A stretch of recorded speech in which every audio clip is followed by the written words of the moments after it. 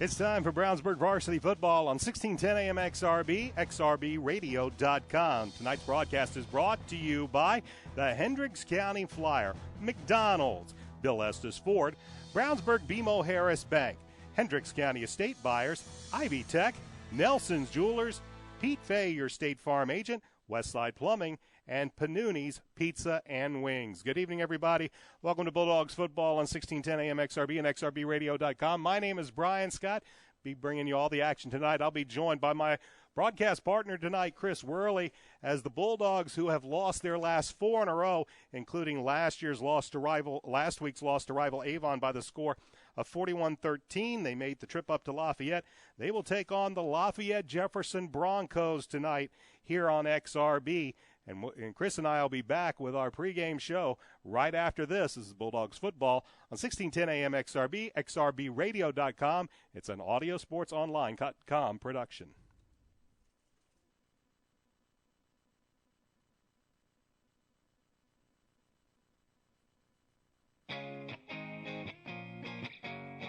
Right now at all Avon and Brownsburg McDonald's, you can check out the brand new Mighty Wings. Mighty Wings are hearty bone-in chicken wings that are crispy and breaded with a spicy kick. Available in 3-piece, 5-piece, or 10 pieces, a 3-piece is only $2.99 at all Avon and Brownsburg McDonald's.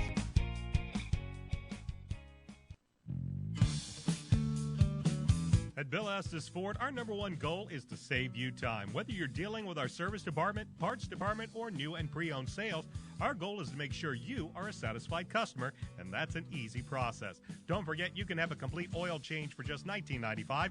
Check them out online at BillEstesFord.com. Bill Estes Ford, soon to have a new look at 450 East Northfield Drive in Brownsburg. Call today, 852-2231.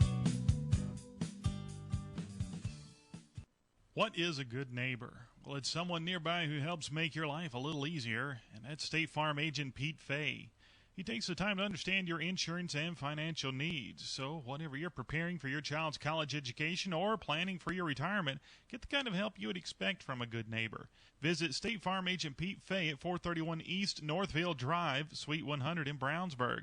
And remember, like a good neighbor, State Farm is there. Panuni's Pizza and Wings in Brownsburg has something for everybody, and you don't even have to leave home. Call 286-3500 for free delivery to Pittsboro, Claremont, North Avon, and all of Brownsburg. Specialty pizzas, calzones, breadsticks, and cheese bread, all made in-house with Panuni's own hand-tossed dough. Not to mention Panuni's jumbo wings. Just tell them you heard about it from XRB and get 10% off of your order. Check out their Facebook page for specials. Open Sunday through Thursday, 11 a.m. to 9 p.m., Friday and Saturday until 11 p.m. Locally owned Panuni's Pizza and Wings on 1447 East Main Street in Brownsburg. Welcome to the Bulldogs pregame show on 1610 AM XRB, XRBRadio.com. And, of course, this is an AudioSportsOnline.com production. My name is Brian Scott. I am joined by my broadcast partner tonight, Mr. Christopher Worley. The Bulldogs have lost 4 in a row. They came off of a loss last week against their rival, the Avon Orioles. It was a game last week in which the Bulldogs, they kept it close for the first half, played 2 very good quarters, trailed only by 4 points, leading into the locker room at halftime with the promise of getting the ball back in the second half. A Brandon Dowers 47-yard field goal seemingly gave the Bulldogs a little bit momentum going into the half, but the first series of the second half would lead to a 3-and-out. The Bulldogs watched the Avon Orioles march it down the field, score a touchdown, and then things really got out of hand for Brett Comer's Bulldog football team. They went to another 3-and-out, had a punt block that set up Avon with a short field at the Bulldogs' 20-yard line. Avon would go in just a few plays later, and then on the very next drive on third down, young Hunter Johnson would watch his pass attempt be picked off as the defensive lineman came in from the weak side, put a ball up, blocked the ball, brought it back down, turned into a pick six, and in a span of 6 minutes, the Bulldogs went from 4 down to 25 down, and they just never seemed to recover. And, Chris, it was something we talked to head coach Brett Comer this week on the Hendricks County Sports Show that was heard earlier on 1610 AM XRB.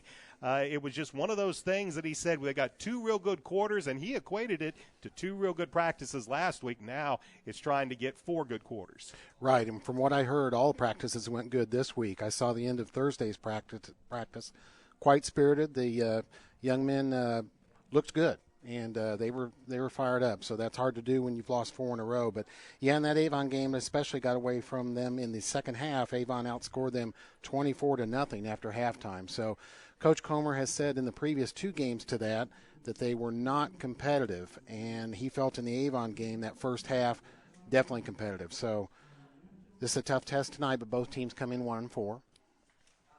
Bulldogs come in again. They, having lost their last 4 last week, they got a nice run from Toksak and Rabati, 55-yard touchdown run. That was his longest of the season. Before we have any more, we'll have our national anthem.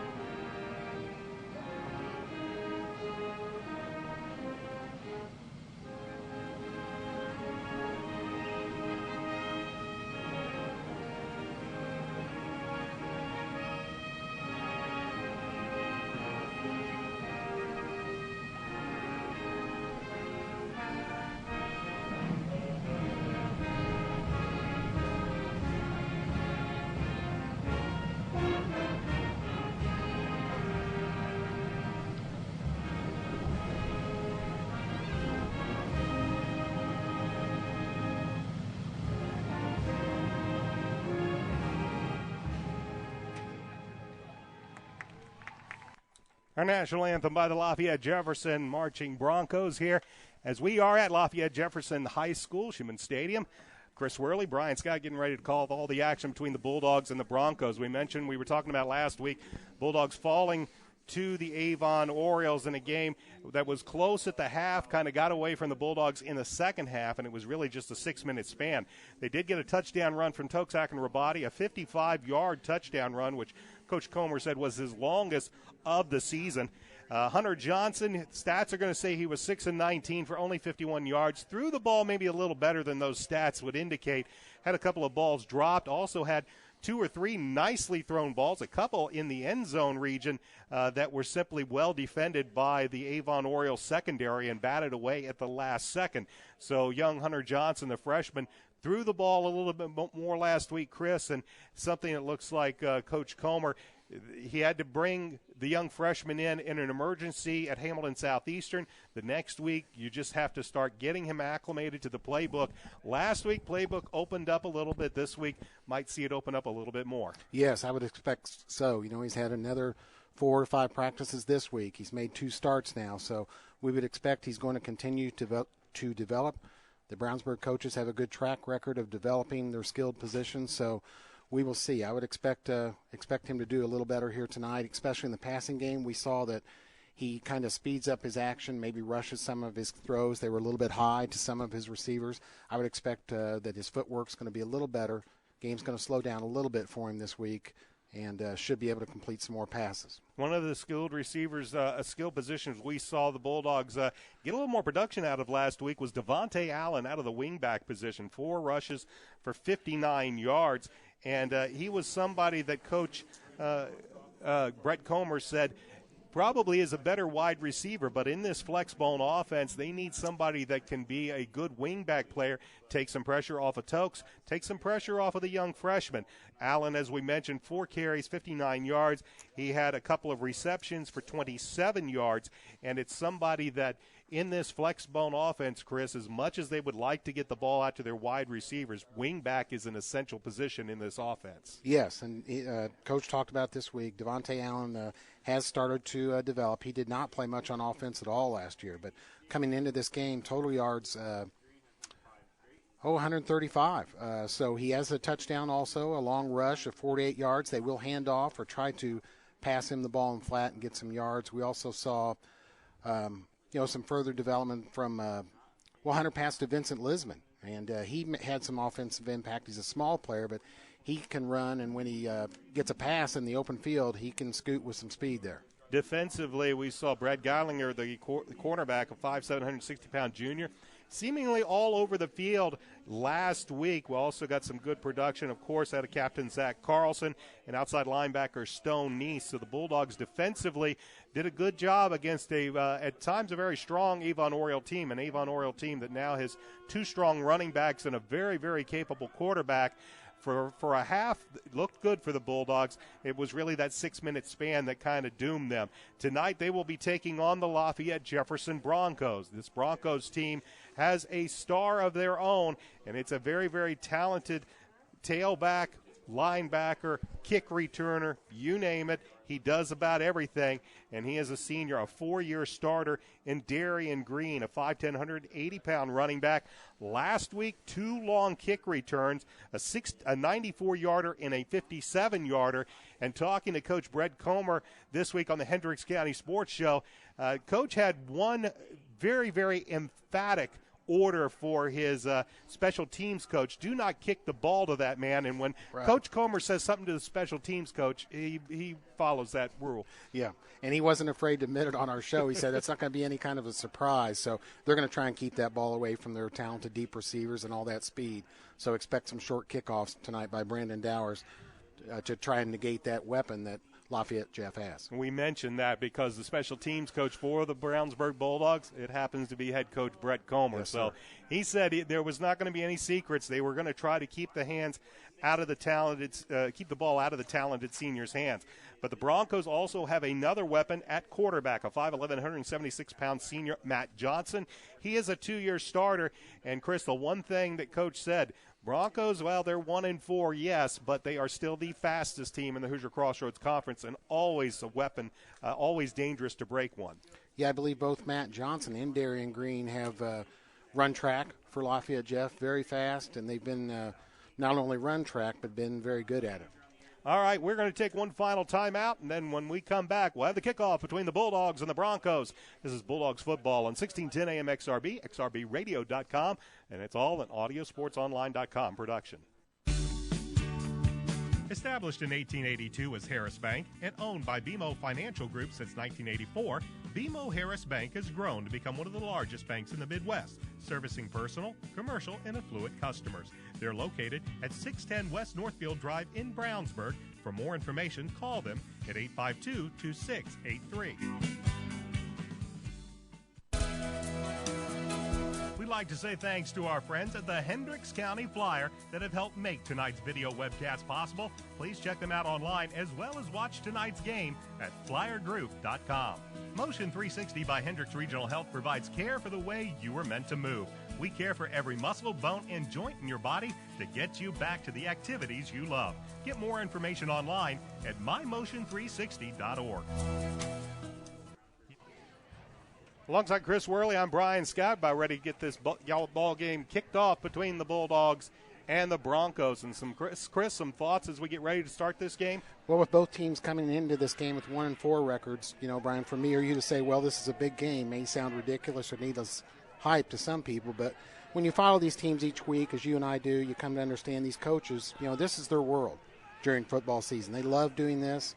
They don't want to go back home to their family and loved ones and say, yeah, well, we lost again. Or for the players in school, being a member of these football teams is a big part of their identity. They don't want to hear fellow classmates, well, you guys lost again, or what's the matter? So for all the people involved in this game, players and coaches, this is a big game that they desperately want to win. I guess you could say, the good old human emotion of pride is going to play a part tonight for these 1-4 teams trying to get a win. These two teams do come in with a record of 1-4. Bulldogs fell to Avon last week, 41-13, while Lafayette Jefferson fell to Hamilton Southeastern, 42-22. The head coach of the Bulldogs is Brett Comer, 47-34 in his 8th year at the helm of the Bulldogs, and the head coach for the Broncos is Andy Kennedy, 14-43 in 6 years at Jeff, and 23-44 in his 7th year overall.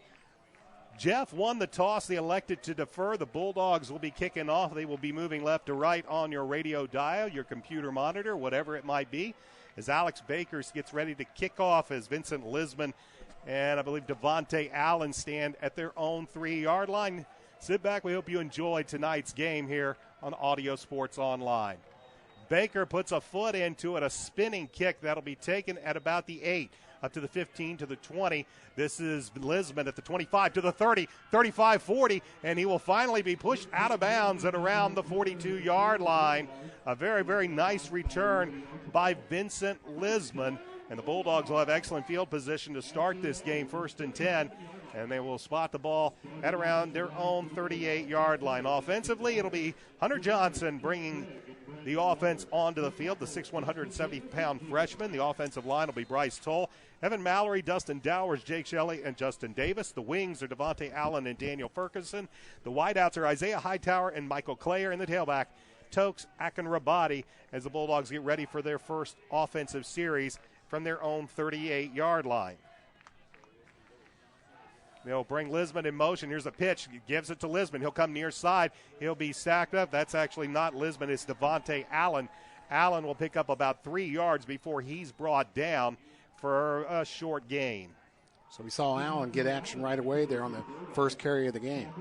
Bulldogs dressed in the road whites, purple pants, purple numerals, while the home Lafayette Jefferson Broncos, all black, black jerseys, black pants, red stripes, red numerals with white trim. They will show a four-man front as the Bulldogs with a double wing and Hightower, the lone wide out to the top of the formation. They'll bring a man in motion. The give is to Akinrabadi. He finds a little bit of a hole before he is tripped up and brought down. He is tackled by Justin Gordon, a 6', 205-pound senior linebacker. It's a pickup of about 4 up past, just past the Bulldog 45-yard line. That'll bring up 3rd and 3. 3rd and 3. I don't know if we'll see Hunter Johnson roll out for a short pass here. Probably a run by Brownsburg on this first series of the game. Going out to the far side of the formation, Isaiah Hightower, as the Bulldogs put 2 wides. Johnson will bend under center.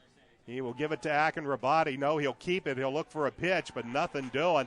It was a good read option fake, but the Broncos were not buying it, and Johnson's going to be tackled for about a 2-yard loss, and Coach Comer is forced to send out the punting unit. Justin Gordon, their linebacker, has 2 tackles already. He's been active. Darian Green, ever dangerous, sets back at around his 13-yard line as Nathan Ramsey will plant his toes at the Bulldog 31, and Coach Comer said they would do their best to kick away from the very, very dangerous Darian Green. Ramsey gets a foot away, an end-over-end kick. This one will bounce at the 20. It'll stop right there. Green will pick it up, and he's going to be brought down, still trying to elude, but finally will go down at about the 21-yard line. And after the Bulldogs go 3 and out, the Broncos will have their first possession from their own 22-yard line in a scoreless first quarter with 9:43 left to go in the first quarter. Alongside Chris Worley, I'm Brian Scott. They will bring out Matt Johnson and the offense, but a penalty. Actually, there was a penalty on the play. Did not see the flag, and it evidently was a procedure penalty, and the flag was well hidden. So they'll march. Coach Andy Kennedy is going to elect to have the Bulldogs kick this one again, as they'll now spot it at the 39-yard line. And why not, if you've got such a dangerous weapon in Green, who is always a threat to take one to the house? Try to give him another chance. This time Ramsey at his own 25 puts a foot into it, gets a high kick, turns it over. Green fields it at his 25, eludes one tackle up to the 30, 35, up to the 40-yard line, and he is going to be tripped up. Looks like the tackle there by,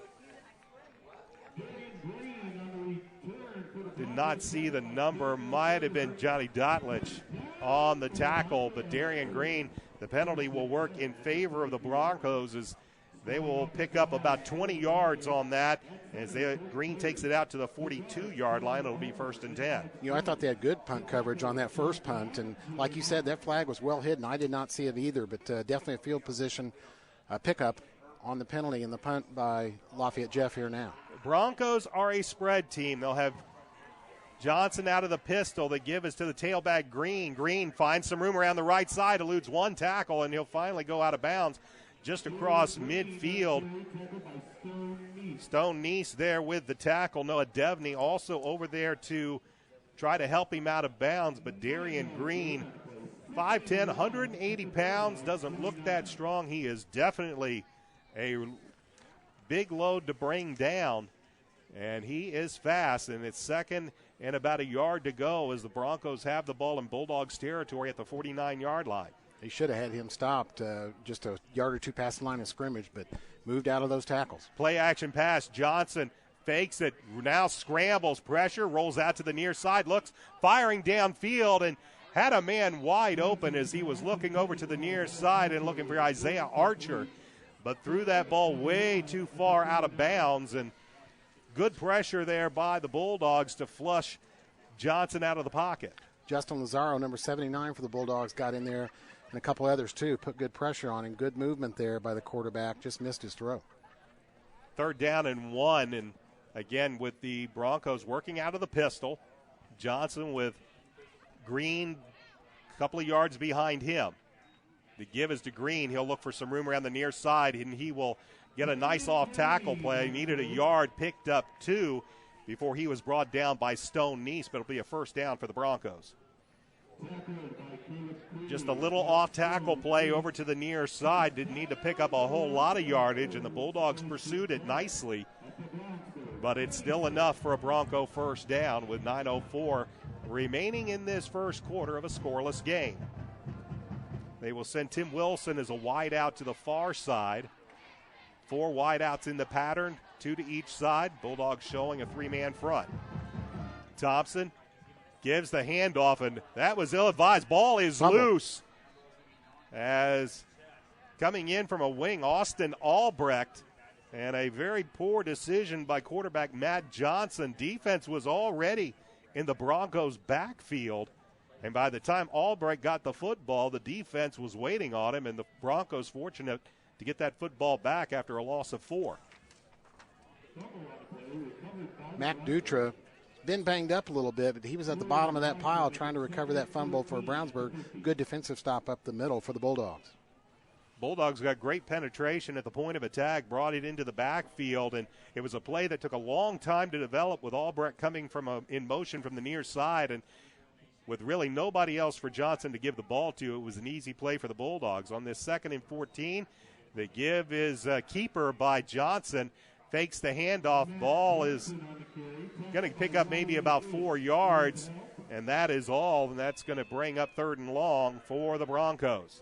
Host of tacklers in on that. Zach Carlson and Stone Neese leading the way. Brownsburg pursuing the ball good. They've had gang tackles on almost all these plays by Jefferson so far, the running plays, that is.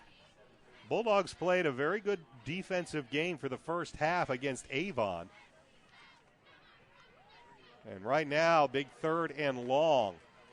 As Johnson in the pistol will drop back to pass. Pressure comes. He will throw to the right. Looking. Pass tipped and almost intercepted and then almost completed. Caleb Cooley had good positioning, but it was the taller Bronco at 6 foot, Tim Wilson, that almost came down with that football, but it will fall to the ground harmlessly for the Bulldogs, and it will be the Broncos getting ready to punt. Brad Geilinger will stand back at about his 13-yard line.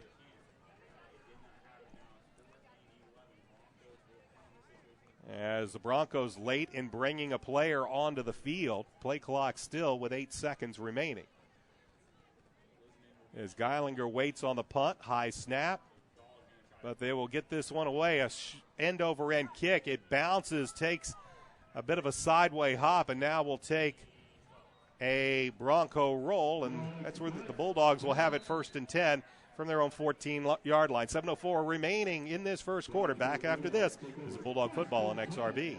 Nothing makes you think of the future like holding it in your arms. The wonder of being a new parent includes planning your child's future, and now's the time to start looking to someone who's been there from the start. State Farm agent Pete Fay in Brownsburg can ensure your life insurance will keep pace with your family's growing financial needs. So for more information on life insurance, visit State Farm agent Pete Fay at 431 East Northfield Drive, Suite 100 in Brownsburg. And remember, like a good neighbor, State Farm is there.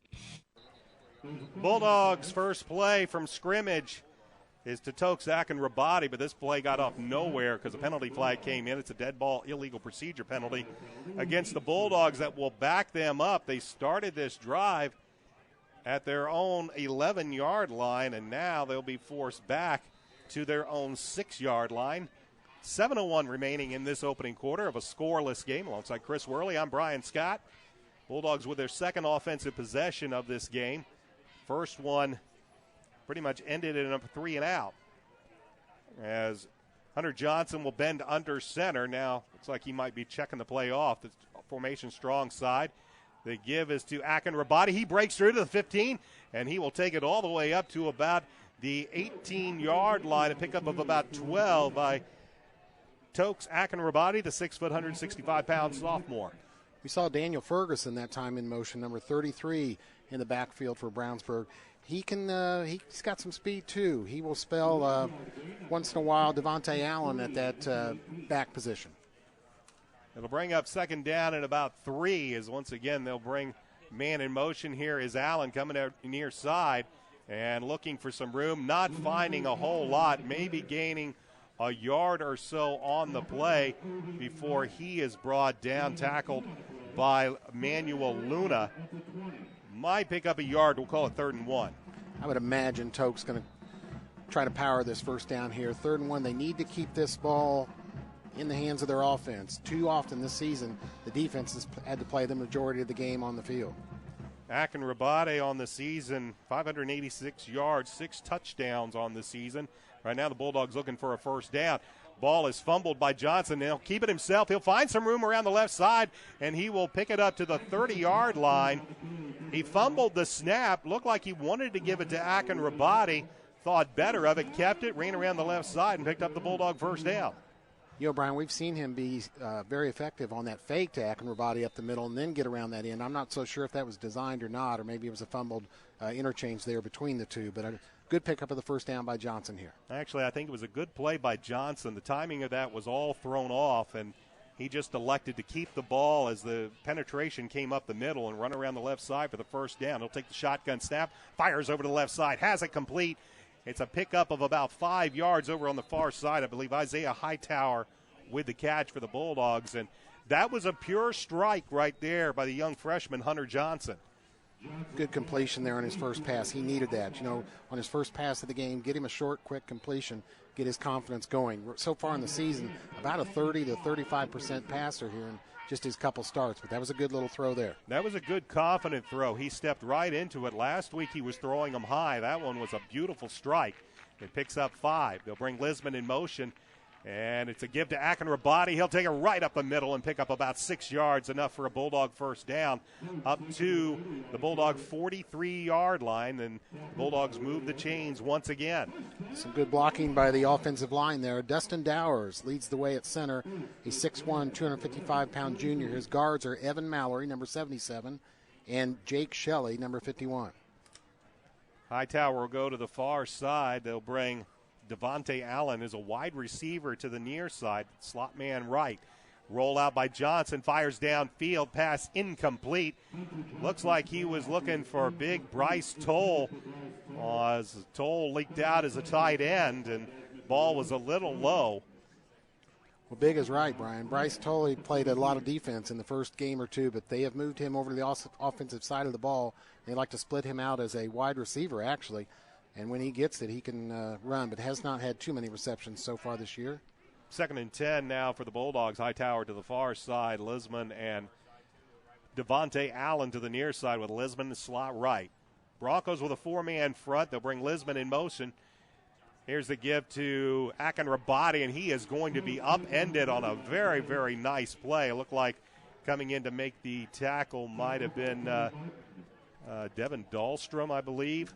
It is a little difficult to see the numbers from here, but a very, very nice play made in the Bulldogs' backfield for a loss of 2.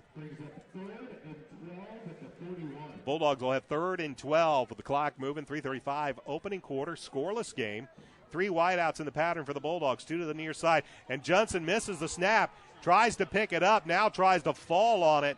And this will be a big loss as it'll go all the way back to around the Bulldogs' 33-yard line. He just never got that shotgun snap. Went back, tried to pick it up, make something out of the play, and then as the Bronco defense collapsed on him, he just wisely covered it up, and the Bulldogs will punt it away. I think the young man got in a hurry there, Brian, to get that snap and get back into his into his pass set there, so a little rush there and didn't handle the snap well. Nathan Ramsey back for the Bulldogs to punt. He's been a little more effective these last few games in his punting game. Ramsey averages about 32 yards per punt. This one is a bit of a spinner. It'll bounce at the 34-yard line, bounce sideways, and it'll be downed right there. 2:40 left to go, opening quarter, scoreless. We'll be back after this as Bulldog football on XRB. Tune in to XRBRadio.com every Friday at 5:30 for the McDonald's Hendricks County Sports Show. Join me, Brian Scott, for a full hour as I interview coaches and student athletes from Brownsburg and Avon High Schools. You can also watch the taping in person at a McDonald's near you every Wednesday night. Check out the McDonald's Hendricks County Sports Show broadcast page at xrbradio.com or audiosportsonline.com for store locations. 2:39 left to go, opening quarter, scoreless game. Broncos with the possession as it will be Johnson with a man in motion. They'll give it to the motion man coming near side, and he'll be swallowed up after about a 2-yard gain. You know, it's looked, Brian, on those two punts by Ramsey that Brownsburg, again, to try and keep that ball away from the Lafayette Jeff speed. He is not putting his all into those punts, trying to kick deep. He is landing that ball short of the punt receiver. Austin Albrecht was the ball carrier as he came in motion from his far side position as the Broncos move right to left here in this first quarter. Here's the give to Green. Green goes right into the teeth of the Bulldogs defense, and he'll pick up maybe a yard at best. Good job by the Bulldogs at the point of attack as the defense collapsed as Green tried to hit the hole, but there just wasn't a whole lot there for the young man, and it'll bring up 3rd and long. Number 77, Evan Mallory, active on that defensive line for Bulldogs, along with linebacker Riley Ish, made that stop. 4 wideouts, 3 go to the top of the formation as Johnson works out of the pistol. Drops back, gets pressure from the backside, flushes out, he sends his wide receivers down. Now he'll have room. There's a penalty flag down at the 32-yard line. As it is, Johnson looks like he has the first down as he's up to about the 44-yard line. Let's see what the penalty flag's about. Go ahead, Brian. I'm sorry. He got flushed out by the defense, went to his right, and the penalty will go against the Broncos. He was telling his receivers to go downfield, and that was bringing the Bulldog defenders with them, and that opened up some room on the right side, but it'll come back as the Broncos are going to be called for an illegal procedure penalty. The Bulldogs catch a break as the procedure penalty will negate the first down, and it'll push the Broncos back to their own 29-yard line. That's going to set up 3rd down and about 14 yards to go. Brownsburg must have had good coverage downfield to force Johnson to try and, he's looking all over for a pass there and then had to run around that right side. Would have picked up the first down except for the penalty. Clock moves with 1:15 remaining in this opening quarter. Scoreless game. Play clock down to 7 as the Broncos still trying to set up their offense. Johnson, the lone man in the backfield, takes the snap in a 5-wide set. Here comes the pressure from the backside. He eludes it. Penalty flag down. This is going to go against the Broncos. Johnson still looking, still running around. He has speed. He's just looking for somebody. Now he'll take off running. He'll come to the near side up to the 25, and he'll finally be brought down near the original line of scrimmage. And in all of that, the quarterback, Matt Johnson, he was originally flushed back all the way back to his own 5-yard line. It's got to be a hold against them where that flag was thrown. He must have run 50 yards on that play, Brian. But it shows the speed of the young man as he was outrunning just about everybody, including Johnny Dotlich, who was in hot pursuit. It is a holding penalty, but it'll be declined, and it'll bring up 4th down. As Alex Stroop will get ready to punt this ball away. Brad Geilinger plant his toes at the Bulldog 42-yard line. Bulldogs may be showing a punt block formation here. They're bringing everybody in tight. That forced the Broncos to bring their gunners in. Stroop gets it away. It's an end-over-end kick that'll bounce at about the 48 and head straight out of bounds. And the Bulldogs will start this next drive in excellent field position with 25 seconds remaining in a scoreless game. You know, a punt return for a touchdown, something like that, a big special teams play, the way the offense has been struggling for Brownsburg, sure wouldn't hurt their cause here tonight in this game against Lafayette Jeff. they're going to need to help the offense any way they can. And that can be a punt return, a blocked punt. It looked like they were trying to set that up, as Brian said, on that last punt by Lafayette Jeff. Bulldogs with excellent defensive pressure here in this for early going on quarterback Matt Johnson. As Hunter Johnson takes the snap, gives it to Akinrabadi. Akinrabadi will find a few yards over the right side, take it up beyond the 42-yard line for a pickup of about 4 on the play. As this will likely be the final play of the first quarter. Ball will be spotted just beyond the 42-yard line, so we'll say a pickup of 3 yards. It'll bring up 2nd down and 7, and that will be the final play of the first quarter. Bulldogs and the Broncos are scoreless here at Schumann Stadium. We'll be back with second quarter action right after this. You're listening to Brownsburg Bulldog football on 1610 AM XRB, XRBradio.com, all a production of Audio Sports Online. When plumbing problems arise, do you want a plumbing company with an impressive truck or fancy jingles? Well, of course not. You want your problem solved quickly and at an affordable price. At Westside Plumbing, we understand you want a plumber who is honest, respectful, and knows how to fix the problem. Westside Plumbing provides fast, professional plumbing service 7 days a week. When you invite Westside Plumbing into your home, be assured they'll be knowledgeable, timely, and will give your home the respect it deserves. Honesty, integrity, and respect. That's what you get when you call Westside Plumbing at 445-8399. That's 445-8399. Westside Plumbing, serving Brownsburg and all of Hendricks County. 445-8399. Did you know that Nelson Jewelers in Brownsburg has been serving Hendricks County and the west side of Indianapolis with an extensive selection of finer diamonds and gemstones since 1958? Nelson Jewelers is a family-owned jewelry store specializing in unique jewelry, jewelry repair, appraisals, and watch repair. Nelson Jewelers is conveniently located in downtown Brownsburg, across from the Hendricks County Bank. Visit Nelson Jewelers for all your jewelry needs at 22 East Main Street in Brownsburg and online at www.nelsonjewelers.com. Nelson Jewelers, a little out of the way, very much out of the ordinary.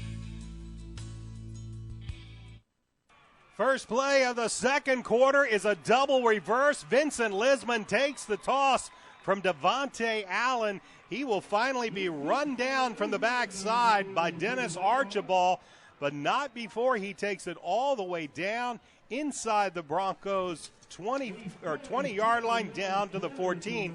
And Chris Worley was talking to me before the start of this game. He's watched practice this week. He said head coach Brett Comer is going to have a few tricks up his sleeve for this game.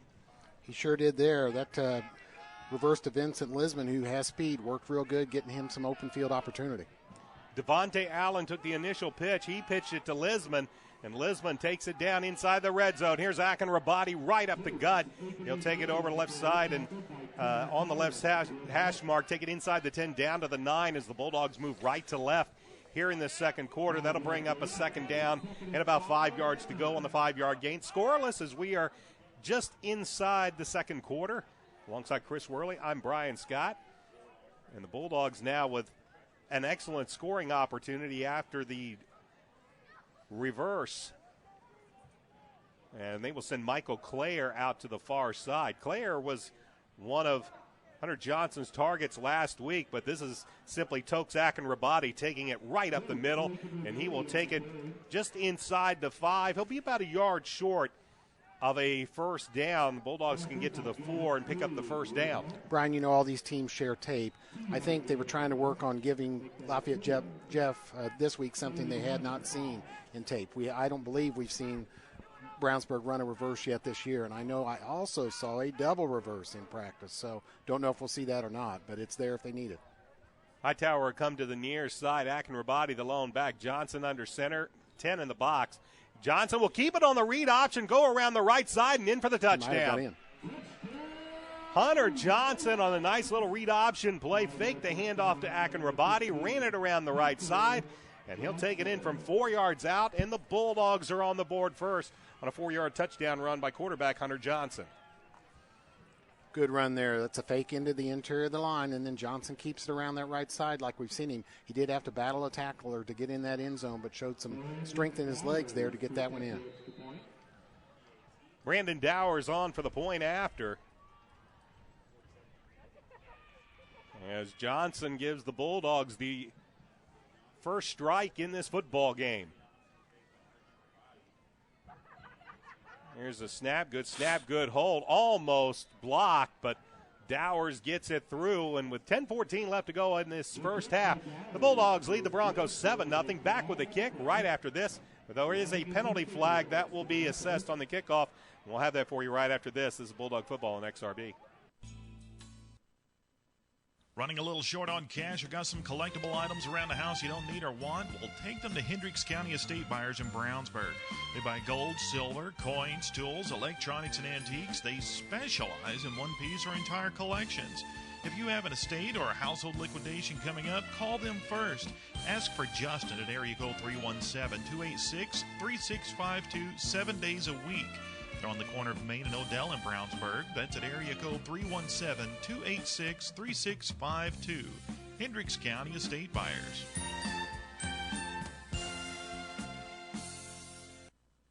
You're finally on your own, living in your own place, paying your bills, making your own decisions. When your decisions involve insurance and financial needs, it's nice to have a little help. State Farm agent Pete Fay knows that being on your own shouldn't feel like being alone. Visit State Farm agent Pete Fay at 431 East Northfield in Brownsburg. Like a good neighbor, State Farm is there. Alongside Chris Worley, I'm Brian Scott. They picked up the penalty flag, waved it off. Brandon Dowers puts it through, and the Bulldogs cap off of a five-play, 61-yard drive and about 2:49 to take the 7-0 lead as we have 10 minutes and 14 seconds left to go in this second quarter. Darian Green back deep for the Broncos. Actually, that is not Green back there. Maybe Tim Wilson, number 7. Tim Wilson will be back deep for the kickoff here. All running plays on that drive, of course, set up by the big reverse there to Linsman by Brownsburg. Dowers set to kick this one away. Broncos moving left to right here in quarter number 2 as Dowers comes in, puts a right foot into it, and kicks this one deep. That is actually Matt Johnson at the 5. They'll take it to the 10, 15, coming near side to the 20, 25, breaks a tackle to the 30, 35, 40, 45 midfield, and he'll finally be pushed out of bounds. He's going to be taken out of bounds by Brandon Dowers, the kicker. But Matt Johnson with a fine return as he takes it into Bulldog territory. And the one thing the Broncos have done very, very well all season, they are excellent in the kick return game. Well, they wanted to keep it away from those fine receivers. He went ahead and kicked that one deep. And that was a great return, sets them up with good field position. They'll have the ball at the Brownsburg 48. So it'll be 1st and 10. Jeff, actually when they finished it, they spotted it at the 47. Okay. So it'll be 1st and 10 Broncos as they're going to have in there at quarterback Brandon Golick. And they'll put Johnson at receiver. They'll bring him in motion. They give us to Johnson, and he will be stacked up, stuffed. Coming in, making the initial penetration is Brandon Weber, and then the rest of the Bulldogs came in. That time they brought in Golick as he is the backup quarterback. Put Johnson as a wideout in motion from the near side, gave him the pitch. But the Bulldogs defended it well, and Johnson was only able to gain about a yard. Brandon Golick, a junior, 5'10", 190 pounds. Also on that play, Zach Carlson for Brownsburg stayed at home and covered that open position from his linebacker, that open run from the linebacker position. Good play by the Brownsburg defense. I think they're trying to take advantage, they being Lafayette Jeff, of some speed there by Matt Johnson.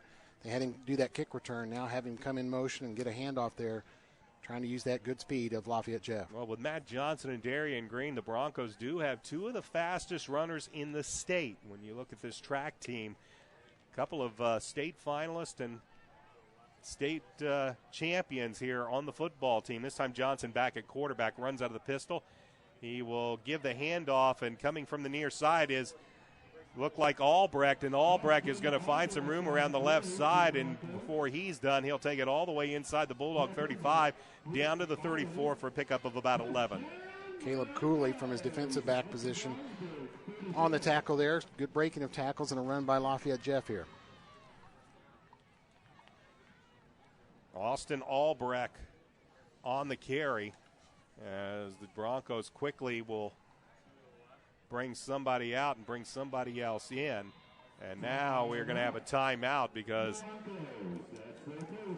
they brought a player out and then brought somebody in and put him right at a wide out, and Coach Andy Ketty calls timeout.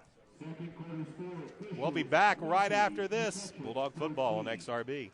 Panuni's Pizza and Wings in Brownsburg has something for everybody. Pizza with more toppings than you can count, including specialty pizzas. 5 different kinds of calzones, breadsticks and cheese bread with 2 kinds of dipping sauce. All made in-house with Panuni's own hand-tossed dough.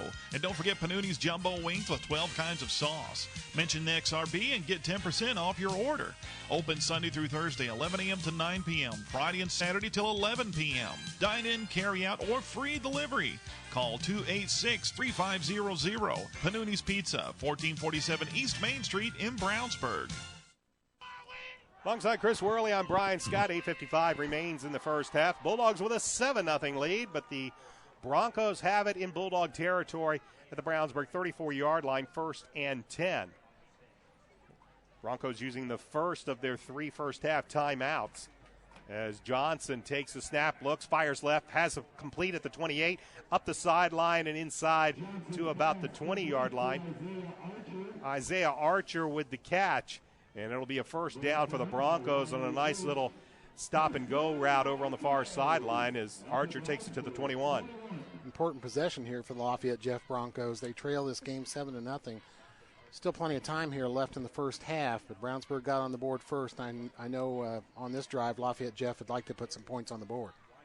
It'll be 1st and 10 for the Broncos. Johnson works out of the pistol. Option as he comes in. Pitch comes. Pitches it back to Green. Green, the pitch was not well handled. That's not Green. That is actually Dennis Archibald. Yeah, that was snuffed out as Archibald didn't get a clean pitch, and he has to fall on it as the Bulldogs come and snuff him back down at the 35-yard line. Number 4, senior Caleb Cooley, a big TOL, tackle for loss on that play. He had that covered with good speed and pursued that running back, and a big loss there for Jeff. So now it's 2nd down and about 24 yards to go as they'll spot the ball back at the Bulldog 35-yard line. Bryce Tolley getting playing both ways. He did come in on that for defensive line. Back to pass. It's a bubble screen to the near side and nothing doing as they swing it out to Tim Wilson. Wilson tried to come back and he was swarmed under by a host of white-clad Bulldog defenders. Might have gotten back to the original line of scrimmage, but it'll be 3rd and 24 for the Broncos. Boy, Brownsburg defensive line especially, they seem to have studied their playbook or tape against this defense here for Lafayette Jeff. They were right on that, led by big Mac Dutra. We have not seen Darian Green since the last drive. Remember, Johnson took the last kick, and we haven't seen him at all on this drive, and I don't see him on the sideline. Johnson will work out of the pistol on this 3rd and 24. He'll drop back to pass.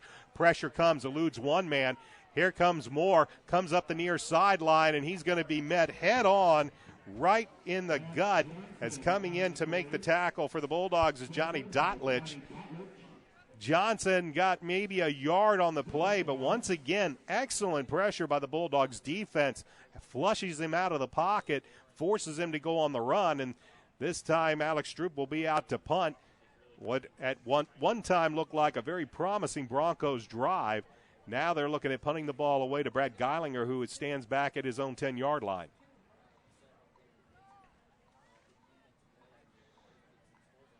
Stroop waiting for the snap, gets a good snap, gets this one away, a high kick. Geilinger will call fair catch. He's going to be bumped, and the Broncos will down it inside about the 2, but this is going to be a kick-catch interference penalty as Tim Wilson for the Broncos came in, bumped Geilinger, and the Broncos are going to get a few yards out of this. Is not intentional by Wilson. It was a high kick. Geilinger had called for the fair catch early and was running up, and Wilson just happened to get in his way. And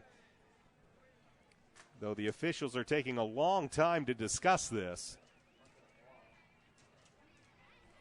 and it will be kick-catch interference against the Broncos, so Bulldogs will get some yardage. I think I see Darian Green. He's on the bench right now for Lafayette Jeff, and he is getting quite a taping job on his ankle. Not sure when, if he was injured, when that might have occurred. Yeah, that ankle is real. They're really working on him, and it's definitely an ankle injury. He is being taped pretty heavily. Well, the penalty for the Bulldogs, fair catch, was called for it at the 13-yard line. And this is going to give the Bulldogs, get them out of a deep hole and move them out beyond the 25-yard line. They'll spot it at the 28 after the penalty. And the Bulldogs will have it 1st and 10 at their own 28-yard line. 6:07 remaining in the half, and a 7-0 lead as Hunter Johnson brings the offense onto the field. Allen in motion. The give is to Akinrabadi. He tries to elude the tackler, but nothing doing on a good tackle. Looks like coming in to make the tackle might have been Bernard Celestin. As Akinrabadi got the ball, Celestin was right there in his face. Stokes actually might have been better off just to drop. He tried to fight off that tackle, and, of course, they marked forward progress, but Lafayette Jeff all over that play to stop Tokes. A loss of 5 on the play marks the ball inside the 24-yard line. It'll be 2nd and 15. Clock moving. 5:30 left to go first half. And the Bulldogs with a 7-0 lead. This time working out of the pistol is Johnson. Play action pass. Fires down. This one's high. Looking for Tolley. One of the first times we've seen the Bulldogs use the pistol formation. Usually they've had their quarterback either under center or in regular shotgun formation. This time they put young Hunter Johnson in the pistol with Akinrabadi just a couple of yards behind him.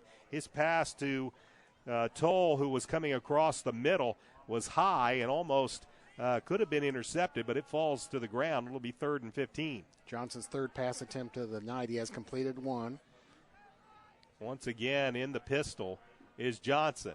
Play action pass, drops back, gets pressure, steps up, fires to the right side, looking over on the far sideline for Vincent Lisman. That pass high, and it would have been a big catch by Lisman, but he was double covered, and it'll bring up 4th down. And the Bulldogs go 3 and out. And, Brian, they are still working on Darian Green's ankle here on their near sideline for Lafayette Jeff. It'll be Dennis Archibald back at his own 38-yard line to take this Nathan Ramsey punt.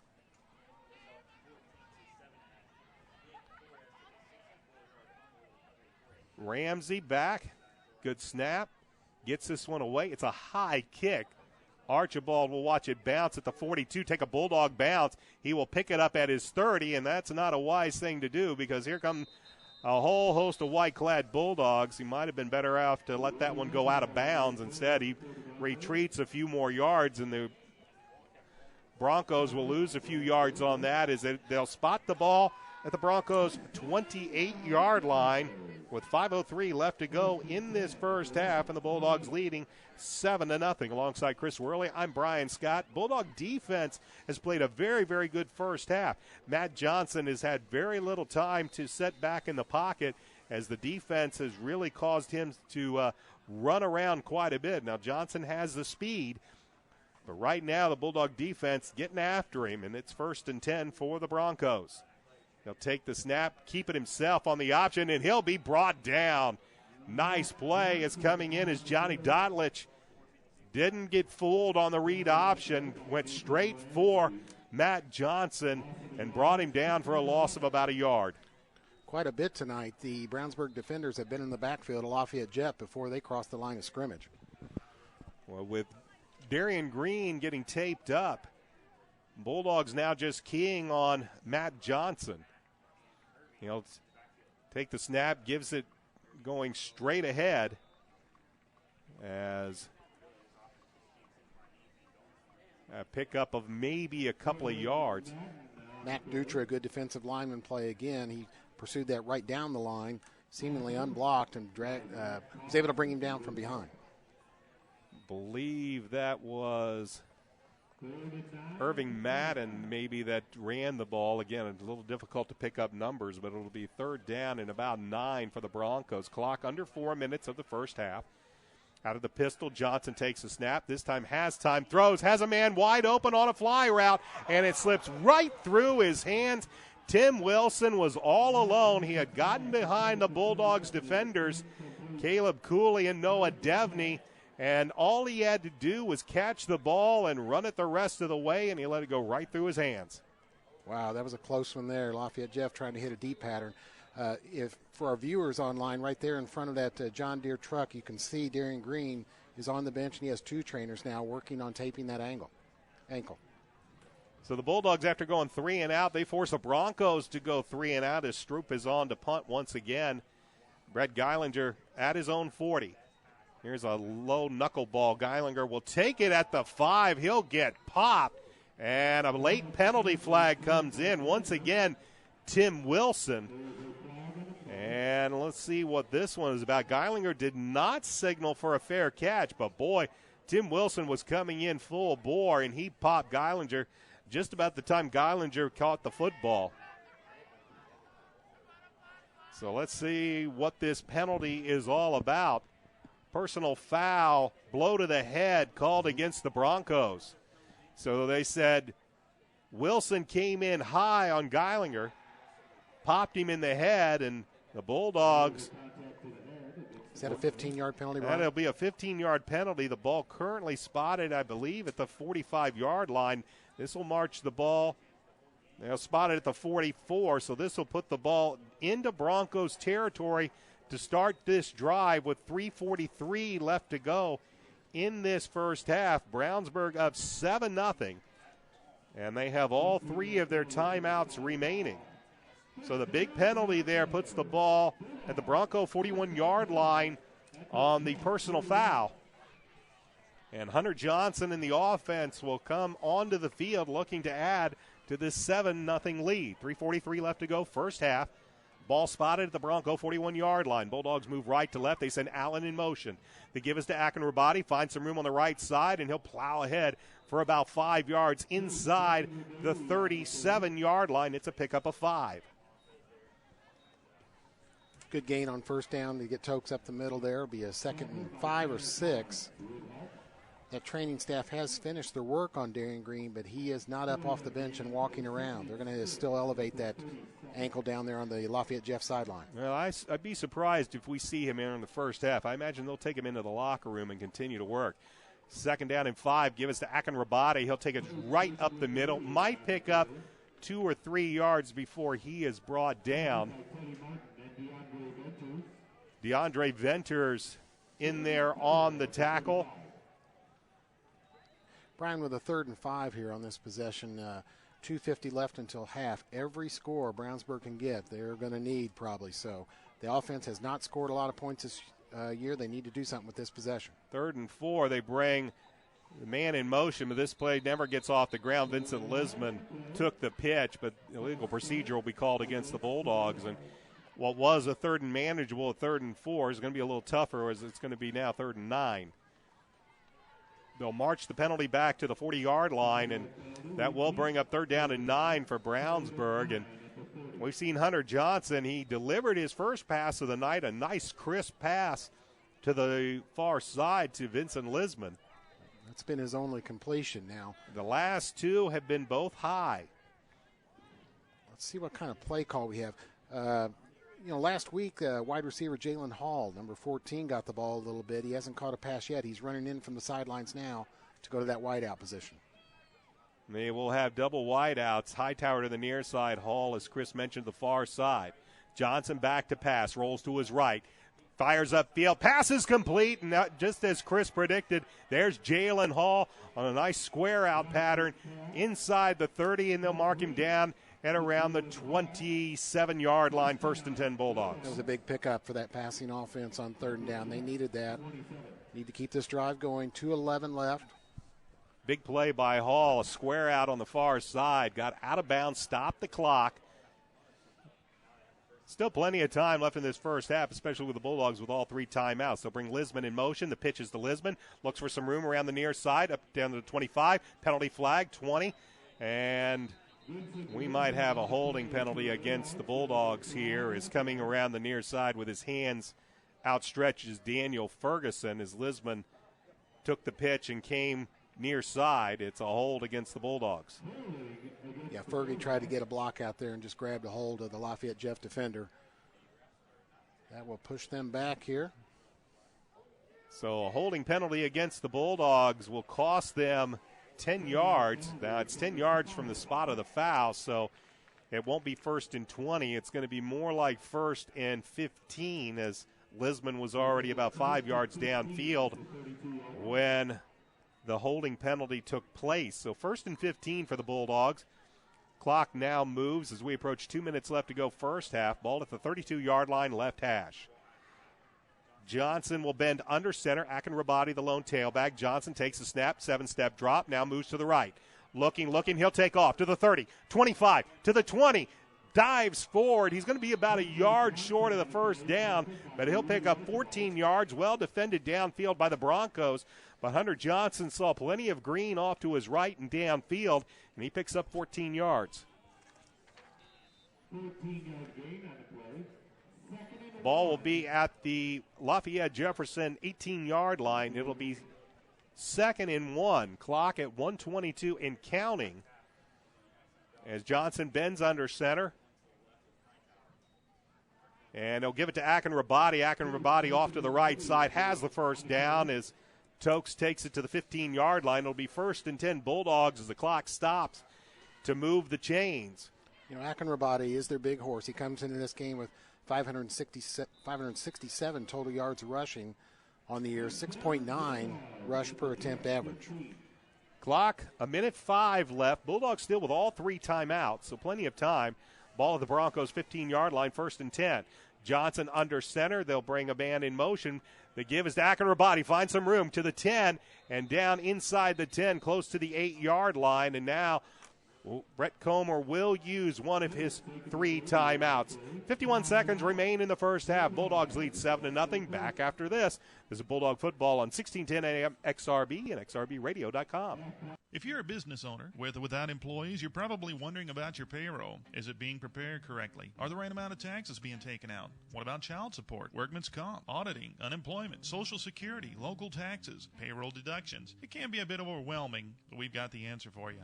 The Payroll Department Incorporated. We'll take care of all those payroll headaches and manage any unique deductions that apply to your company. We offer several ways to submit your payroll and provide you with customized timesheets for reporting. The Payroll Department Incorporated, located at 701 North Green Street in Brownsburg. Alongside Chris Worley, I'm Brian Scott.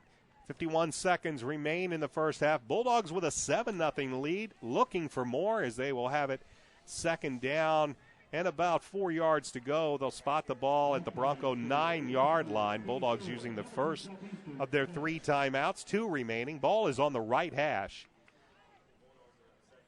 Bulldogs got an excellent 3rd down conversion as Hunter Johnson found Jalen Hall on a square out to extend this drive, which has now gone 7 plays. Interesting to see what the Bulldogs do here on this 3rd and 8 play. Of course, they could pick up a first down, but with 50 seconds left, they want to hold on to the ball and either get a field goal or a touchdown here. Johnson will keep it, looks to the right side, and he will lose about a yard on the read option. Didn't give the ball off, and Coach Brett Comer will use his 2nd timeout with 42 seconds, and what was once 2nd and 3 is now 3rd and 5 as Johnson will lose a yard back to the 10-yard line.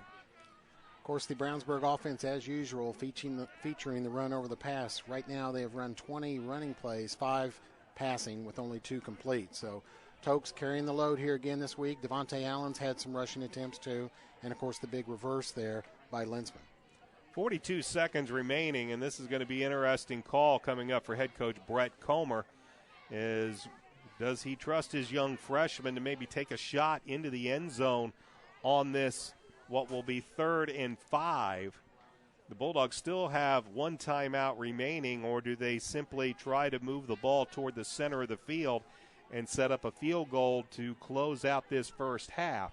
The Broncos still have 2 timeouts remaining, but this will be a big call coming up for the Bulldogs, and let's see what Coach Comer elects to do here with his freshman quarterback. Maybe not put him in a situation, but right now you're going to see the Broncos stacking the box. I think we'll see a run, Brian.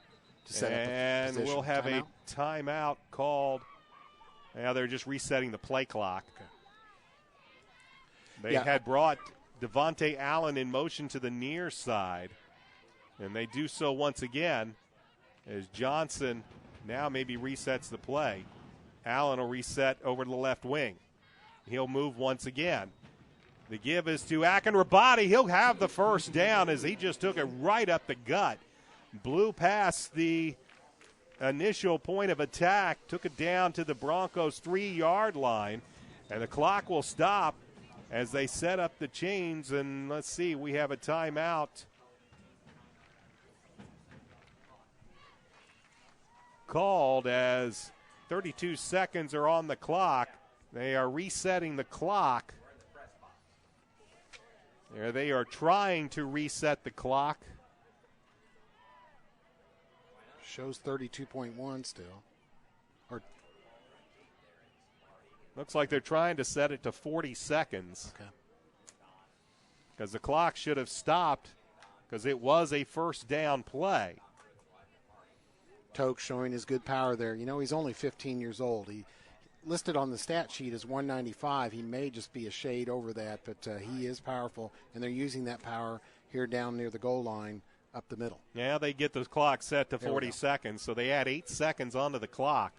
Bulldogs don't have to use a timeout, but the clock starts.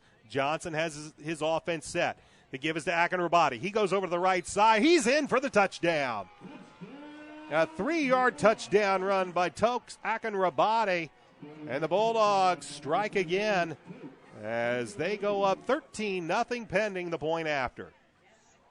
Should be Toke's 7th touchdown of the year. Just power running right there by the Bulldogs, giving it to their big bullet.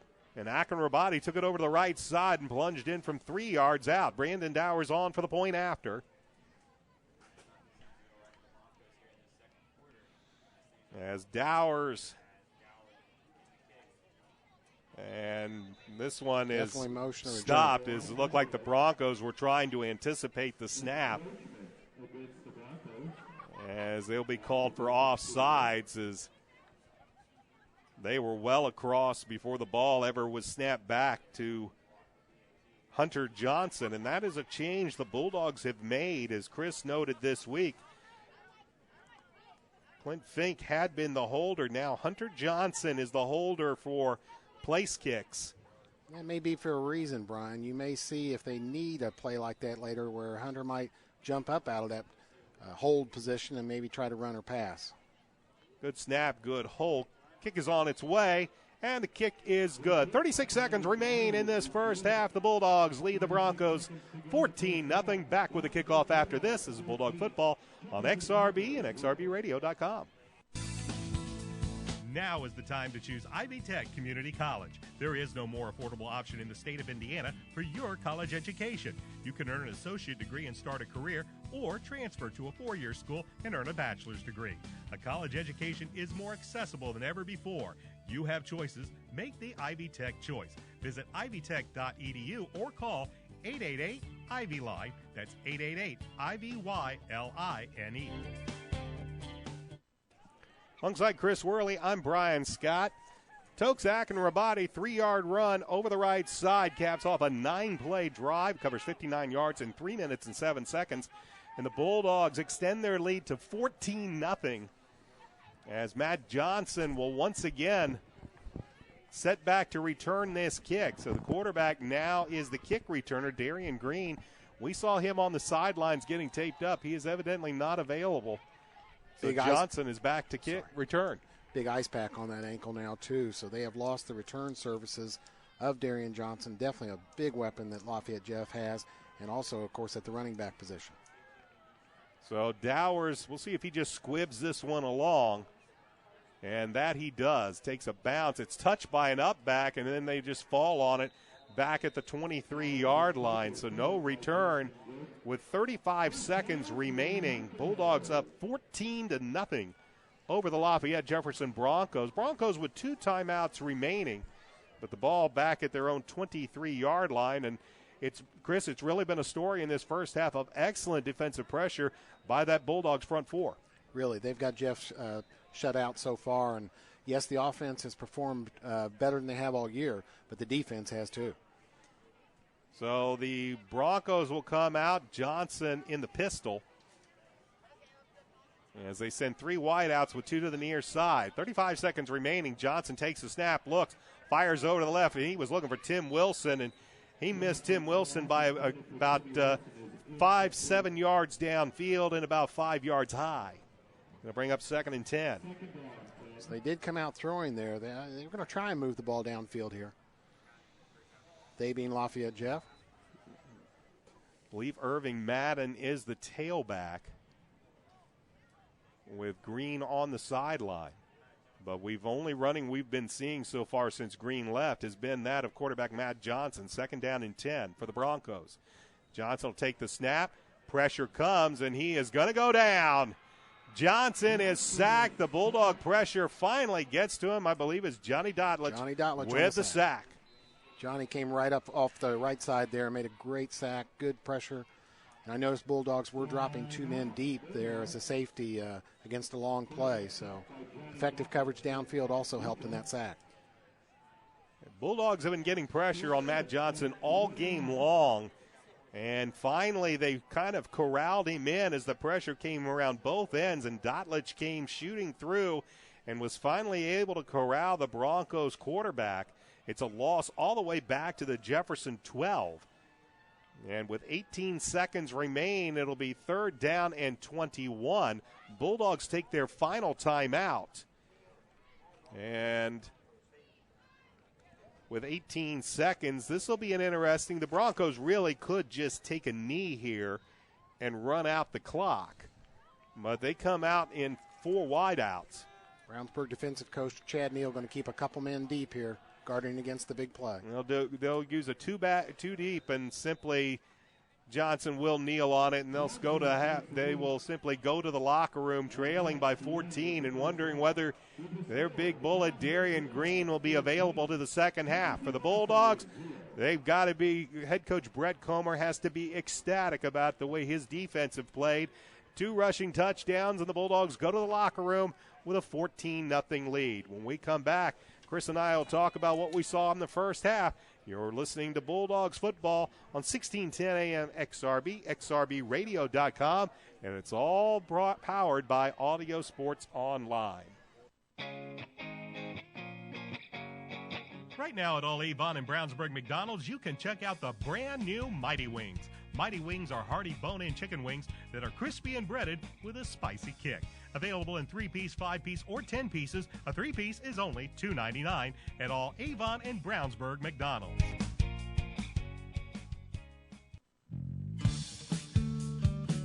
At Bill Estes Ford, our number one goal is to save you time. Whether you're dealing with our service department, parts department, or new and pre-owned sales, our goal is to make sure you are a satisfied customer, and that's an easy process. Don't forget, you can have a complete oil change for just $19.95. Check them out online at BillEstesFord.com.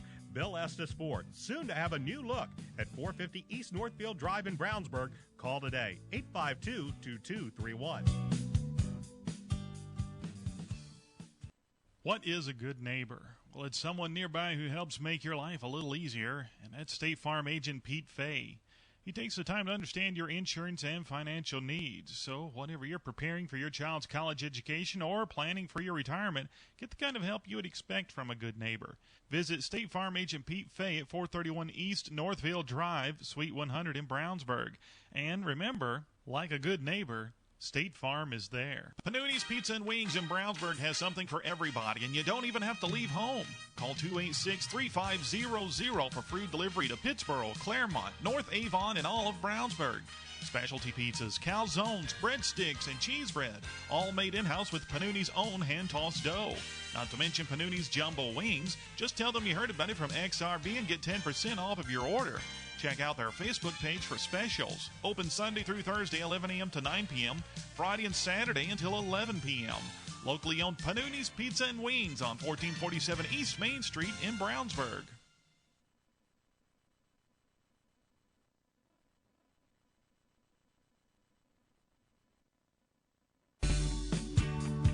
It's Established in 1882 as Harris Bank and owned by BMO Financial Group since 1984, BMO Harris Bank has grown to become one of the largest banks in the Midwest, servicing personal, commercial, and affluent customers.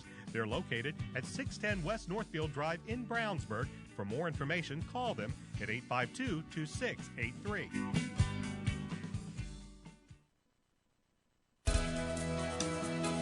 We'd like to say thanks to our friends at the Hendricks County Flyer that have helped make tonight's video webcast possible. Please check them out online as well as watch tonight's game at flyergroup.com. Motion 360 by Hendricks Regional Health provides care for the way you were meant to move. We care for every muscle, bone, and joint in your body to get you back to the activities you love. Get more information online at mymotion360.org. You know, nothing makes you think of the future like holding it in your arms. The wonder of being a new parent includes planning your child's future, and now's the time to start looking to someone who's been there from the start. State Farm agent Pete Fay in Brownsburg can ensure your life insurance will keep pace with your family's growing financial needs. So for more information on life insurance, visit State Farm agent Pete Fay at 431 East Northfield Drive, Suite 100 in Brownsburg. And remember, like a good neighbor, State Farm is there. Tune in to XRBRadio.com every Friday at 5:30 for the McDonald's Hendricks County Sports Show. Join me, Brian Scott, for a full hour as I interview coaches and student athletes from Brownsburg and Avon High Schools. You can also watch the taping in person at a McDonald's near you every Wednesday night. Check out the McDonald's Hendricks County Sports Show broadcast page at XRBRadio.com or AudioSportsOnline.com for store locations. When plumbing problems arise, do you want a plumbing company with an impressive truck or fancy jingles? Well, of course not. You want your problem solved quickly and at an affordable price. At Westside Plumbing, we understand you want a plumber who is honest, respectful, and knows how to fix the problem. Westside Plumbing provides fast, professional plumbing service 7 days a week. When you invite Westside Plumbing into your home, be assured they'll be knowledgeable, timely, and will give your home the respect it deserves. Honesty, integrity, and respect. That's what you get when you call Westside Plumbing at 445-8399. That's 445-8399. Westside Plumbing, serving Brownsburg and all of Hendricks County. 445-8399. It's halftime at Lafayette Jefferson. Here I am. I'm watching some of the scores. I already got myself messed up. Alongside Chris Worley, I'm Brian Scott. We are at halftime at Schumann Stadium at Lafayette Jefferson High School. Brownsburg Bulldogs lead the Broncos by the score of 14-0.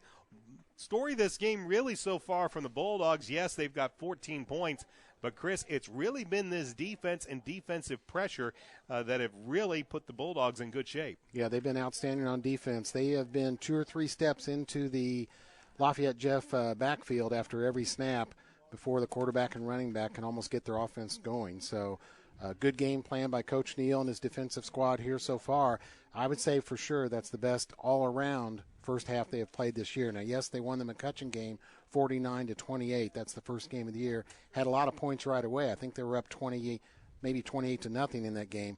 But this is the best all-around effort led by outstanding defense tonight. And one of the things, though, that you want to think about, that you go back to that first game of the season against McCutcheon, the Bulldog offense that's being put out on the field for Coach Brett Comer now is really a lot different from game one. Mm-hmm. They are starting a freshman quarterback. They've had injuries to a lot of their wing position players. So a lot of the skill set players that are playing tonight didn't start and didn't play in game one, and they've been having to learn on the job, so to speak, for the past few weeks. That's right. And also, I would also throw that over to the defensive side of the ball. They came into this season and started 9 new players on defense that did not play last year. So, but they haven't had any injury problems. Mac Dutra's been banged up a little bit, but now we're starting to see that defense is coming together, and they've got a good game plan and making good tackles. They're wrapping up their tackles. They're not missing tackles. I don't believe they forced a turnover in that first half, but really playing well. So the young defense has played well too, and they're coming along now as this season progresses. We're in our 6th game already, so good defense here tonight. That's led the way. And a couple good long drives there. Not much passing. I think they had 5 passing attempts in that first half, just 2 completions. But Tokes got the running game going well, and we saw one of the new wrinkles in their offense there, a big reverse to Vincent Lisman, really paid off, and that set up that first score. Bulldogs have really done a nice job. They got Hunter Johnson off on a good start. He hit his first pass. He completed. A couple of the next ones were long, but then the freshman stepped up on a big third down conversion. He hit Jalen Hall on a square out. That was enough for the Bulldogs to get the first down, get the conversion. That led to their second touchdown. So while Hunter Johnson, he's going to have his ups and downs, and as Coach Comer said this week during the McDonald's-Hendricks County Sports Show, it's just something he's going to have to learn, and they're going to – because what you see out of the freshman quarterback this year, and we're starting to see some signs that this kid, you know, when he's got time and he can set himself, he's going to throw some nice balls. Right now he gets a lot of pressure. He's being pressured out of the pocket quite often. But when he gets time to set, he makes some nice throws. And these throws that are, they're maybe a little high this year. As Coach Comer said, next year, there'll be 7-8 yard completions. In 2 years or so, he's going to be hitting some strikes downfield. Yeah, I would think so. And along with his development goes the development of these young wide receiver corps. They're going to learn how he likes to throw, where he likes to drop and set his feet, and then be ready to catch the ball too. So it goes hand in hand, development of a young wide receiving corps along with a very good quarterback. He was penciled in to be their quarterback next year, but with the injury to Jacob Lambert, that just kind of jump-started things. I know the coach said his plan was to work in Hunter Johnson a little bit each game. Well, he had to work him into all the game right away, but getting better here.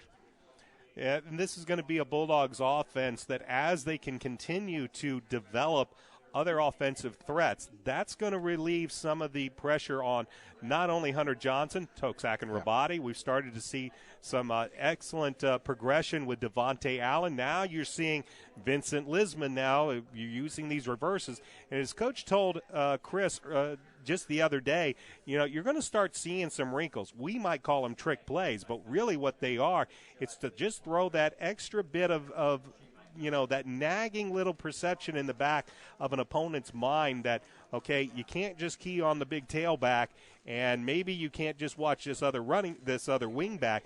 You got to start paying attention to some of these other keys because Bulldogs are likely to throw something at you, and before you know it, as we saw on the big reverse to Vincent Lisman that he ran down near side for almost 40 yards, it leads to a big play, and in this case led to a touchdown. Yes, certainly, Brian. And also, along when you start a freshman quarterback and he comes in unexpectedly as part of the season, you're going to hold back that offense, maybe run less plays than you normally would, and ease up on your offense and the type of plays you try to execute. Now as you develop, he's going to learn more plays, and that opens up your playbook a little bit. The big story, though, this week so far for the Bulldogs, it's been the defense. And you know, you don't have to go much farther in this 3-4 defense than look across the front line with Mac Dutra, Nathan Ramsey, and Brandon Weber. They're getting excellent penetration by both Zach Carlson and Avery Holmes, both their inside linebackers. And then you're seeing the corners do a pretty good job. Bulldogs only got really beaten once, and that time the Broncos' Tim Wilson dropped what was a sure touchdown pass. The ball slipped right through his hands as he got past the Bulldogs secondary. But for most of this first half, quarterback Matt Johnson of the Broncos, he's had very little time and a whole lot of pressure. He hasn't been able to set up and plant. The one time he was able to, well, that was that pass to Tim Wilson. And fortunately for the Bulldogs, it flew flew right through his hands, right through his fingertips. But excellent defensive pressure by the Bulldog front three, and then the linebackers have really done a great job penetrating into the Bronco backfield and pressuring Matt Johnson. Yeah, can't forget the contribution there of Johnny Dotlich in that first half. He had several tackles for loss. In the McCutcheon game early, he picked up a fumble and ran it in for a touchdown. So Johnny really having a good week this week. And also, as you mentioned, safety play from Brad Geilinger, Noah Devaney, Caleb Cooley. That's been good also. Making a contribution, too, along that defensive line, Justin Lazaro, who's seen extensive playing time now in these past 3 games. He had to fill in a lot when Mac Dutra was hurt, so Justin's done a good job too. It'll be interesting to see now what kind of adjustments Lafayette Jeff makes here at halftime, and if that Brownsburg defense can continue their fine play. And I guess one of the most important things will be for Lafayette Jeff is, does Darian Green come back here in the second half? Now, I noticed at the end of the first half, he did walk off. They did not cart him off the field into the locker room, so he did walk off, but he definitely had to had to have some help doing so. As well as the Bulldogs defense has played, it would be a disservice to note that the Broncos have been without their star tailback, Darian Green. He left sometime, I believe, in the first quarter to the ankle injury. He has not been seen since. They have been putting Matt Johnson, the quarterback. He's a state champion, I believe, in the 100 meters. He is very, very fast. But it has forced Coach Andy Kennedy to put his quarterback in for kick returns. What is that also? How has that also affected the Broncos' offense? Well, most of the running plays we've seen out of the Broncos has solely come from the quarterback, Matt Johnson. They have tried a couple of times to make a handoff here or there, but most of the running plays have been to Johnson, and that is what has probably helped this Bulldog defense. Before you worried about Green, you worried about Johnson, and you worry about Tim Wilson as well, Austin Albrecht.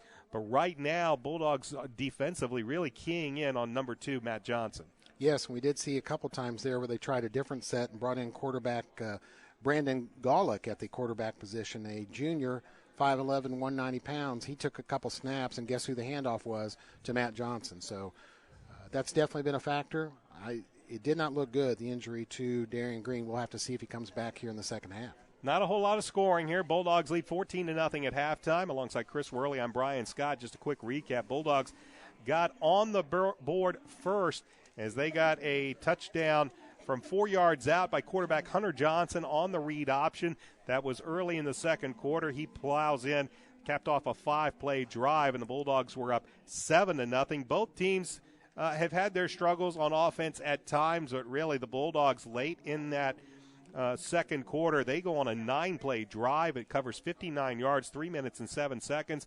Basically on the ground, Toksak and Rabati from 3 yards out ran it in. Dower's point after is good, and that's where we stand at halftime by the score 14-0. When we come back, we'll take a look at what's happening in the Hoosier Crossroads Conference. This is Bulldogs football on 1610 AM XRB, XRBradio.com. It's an AudioSportsOnline.com production. Did you know that Nelson Jewelers in Brownsburg has been serving Hendricks County and the west side of Indianapolis with an extensive selection of finer diamonds and gemstones since 1958? Nelson Jewelers is a family-owned jewelry store specializing in unique jewelry, jewelry repair, appraisals, and watch repair. Nelson Jewelers is conveniently located in downtown Brownsburg, across from the Hendricks County Bank. Visit Nelson Jewelers for all your jewelry needs at 22 East Main Street in Brownsburg and online at www.nelsonjewelers.com.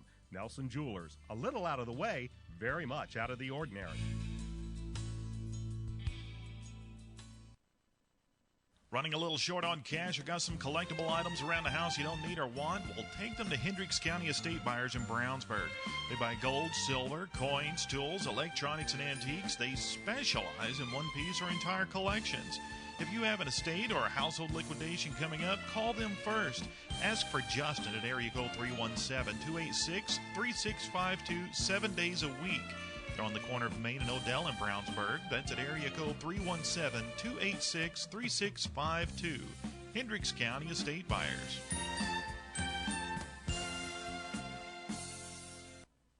You're finally on your own, living in your own place, paying your bills, making your own decisions.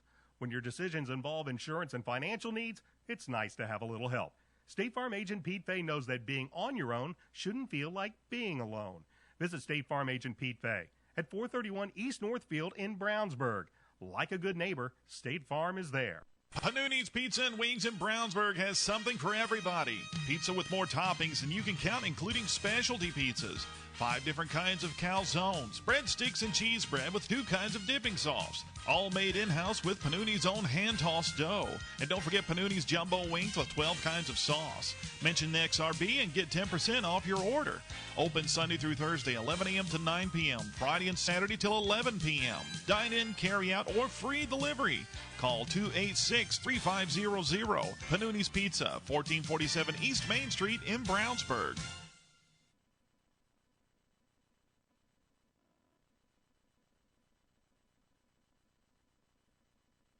If you're a business owner with or without employees, you're probably wondering about your payroll. Is it being prepared correctly? Are the right amount of taxes being taken out? What about child support, workman's comp, auditing, unemployment, Social Security, local taxes, payroll deductions? It can be a bit overwhelming, but we've got the answer for you.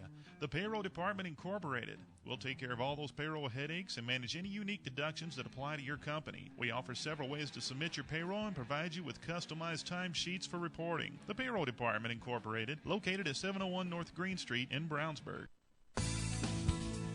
Now is the time to choose Ivy Tech Community College. There is no more affordable option in the state of Indiana for your college education. You can earn an associate degree and start a career, or transfer to a four-year school and earn a bachelor's degree. A college education is more accessible than ever before. You have choices. Make the Ivy Tech choice. Visit ivytech.edu or call 888-IVY-LINE. That's 888-IVY-LINE.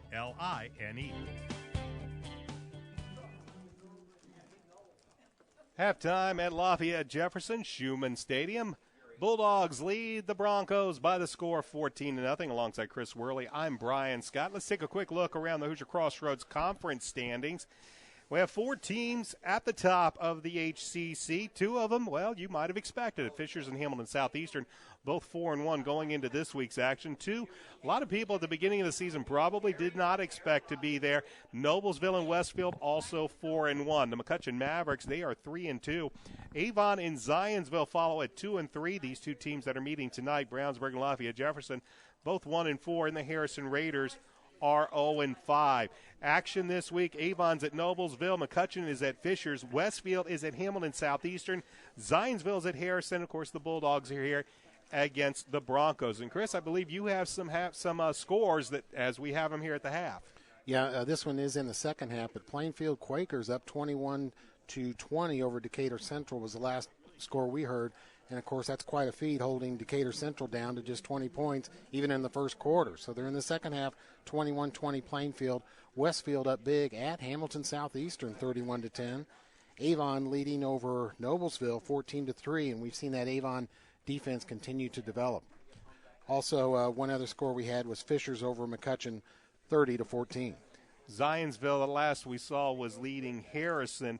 And but some of the things tonight, Avon and Noblesville, should Noblesville fall, you really got to give a hand to Coach Mark Bless in that defense. That defense has pretty much kept Avon at the cusp of just about every game this season, and it's allowed that offense to slowly build up and become a threat. They got Derek Tennant back last week. Many of you Bulldog fans saw what he could do, and currently they are leading Noblesville, and that game is at Noblesville, always a tough place to play. Fishers was leading McCutcheon. McCutcheon 3-2. They are also ranked in Class 5A, but the Tigers so far having no problems. But the game that Chris and I have been watching with some interest is Westfield going to Hamilton Southeastern, and right now handling the Royals pretty well. Last we saw, they were up big in that contest, and for the Westfield Shamrocks, you really got to give a hand. They lost one game this year in triple overtime by 1 point. Yeah, that was true. Fishers downtown at the stadium. Fishers at Lucas Oil Stadium. So the Shamrocks are that close to having an undefeated season and playing very, very good football as they go into the second half of the season. Next week, Westfield will host McCutcheon. Some games as we take a look at the schedule next week. Zionsville will host Fishers. That should be a good game. Noblesville will host Hamilton Southeastern, and if these two scores hold up as they are so far right now, with both Noblesville and the Royals losing, that should be one whale of a football game. The Bulldogs, they'll come home. They will have, I believe, homecoming next week. They will welcome the Harrison Raiders. Avon will see these Lafayette Jefferson Broncos. They will host the Broncos next week. I believe that is also the Orioles homecoming. And then Westfield, as I mentioned, will host McCutcheon. Both teams are heading back out onto the field. We're going to take a timeout, and when we come back, second half kickoff right here. You're watching Brownsburg Bulldogs football on Audio Sports Online and listening to it on 1610 AM XRB in Brownsburg and XRBradio.com. Right now at all Avon and Brownsburg McDonald's, you can check out the brand new Mighty Wings. Mighty Wings are hearty bone-in chicken wings that are crispy and breaded with a spicy kick. Available in 3-piece, 5-piece, or 10 pieces, a 3-piece is only $2.99 at all Avon and Brownsburg McDonald's.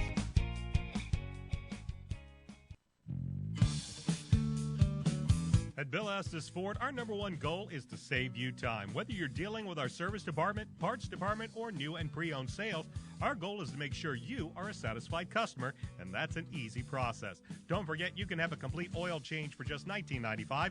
Check them out online at BillEstesFord.com. Bill Estes Ford, soon to have a new look at 450 East Northfield Drive in Brownsburg. Call today, 852-2231. What is a good neighbor? Well, it's someone nearby who helps make your life a little easier, and that's State Farm agent Pete Fay.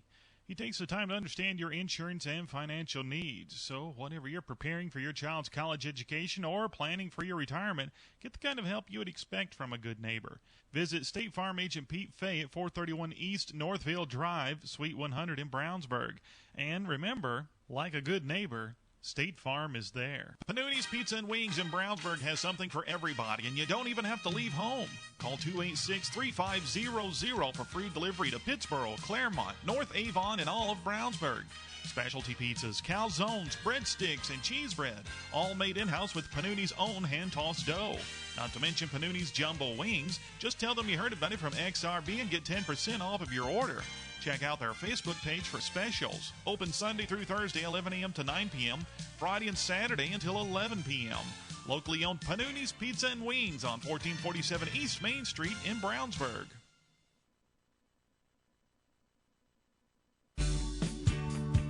Established in 1882 as Harris Bank and owned by BMO Financial Group since 1984, BMO Harris Bank has grown to become one of the largest banks in the Midwest, servicing personal, commercial, and affluent customers. They're located at 610 West Northfield Drive in Brownsburg. For more information, call them at 852-2683. Alongside Chris Worley, I'm Brian Scott. We're about ready for second half action here from Schumann Stadium at Lafayette Jefferson High School. The Bulldogs of Brownsburg lead the Broncos by the score of 14-0. A couple of touchdown runs have the Bulldogs out in front. And Chris, if we're going to say what do the Bulldogs need to do in the second half for the defense, it's just keep on keeping on, especially keep on getting after quarterback Matt Johnson. Yeah, I don't think a loss of intensity will be the problem. Brownsburg, and we talked about this, both these teams, they're desperate for win. They're going to give it all here, and I don't see a lack of intensity. You just wonder it's going to be a question of execution. And very important for Brownsburg, the offense has to continue to keep some drives going. They've had some good multi-play drives here. Keep the defense, give them some rest. Keep them off the field as much as they can. But continue to execute on both sides of the ball. That's been one of the keys for the Bulldogs so far this entire season is getting some drives, getting some sustained drives, give that defense a little bit of time to catch their breath. They're playing with great intensity, and sometimes you got to worry about that come second half, especially if your offense is getting on a 3-and-out. But the Bulldogs, offensively, they'll want to have some drives. We'll start this second half. Darian Green did come out of the locker room for the Broncos. We've seen him down on the bench. They've taped up that ankle, and he's tried to give it a go a couple of times, but they're still working on him. So Matt Johnson is going to go back in, kick to receive this kick as the Bulldogs, the Broncos won the toss. They deferred, so they'll take the ball here to begin the second half.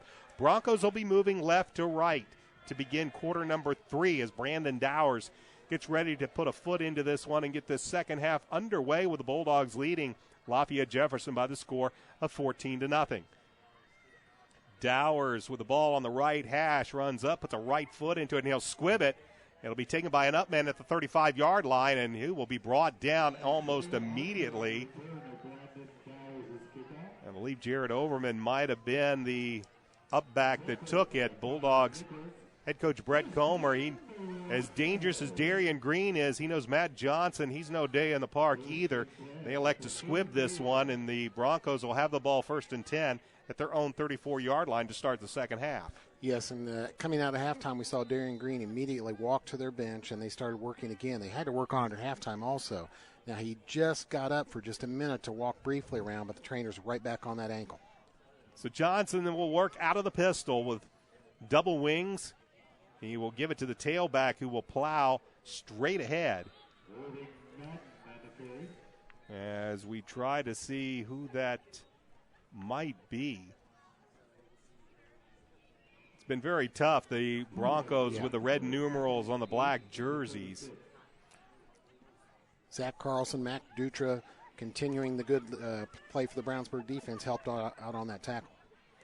It's a pickup of about 2 yards up to the Jeff 36-yard line, and that will bring up 2nd down and 8 as they will send to the wing Justin Gordon to the left side. As they'll empty the backfield, here's a quarterback draw.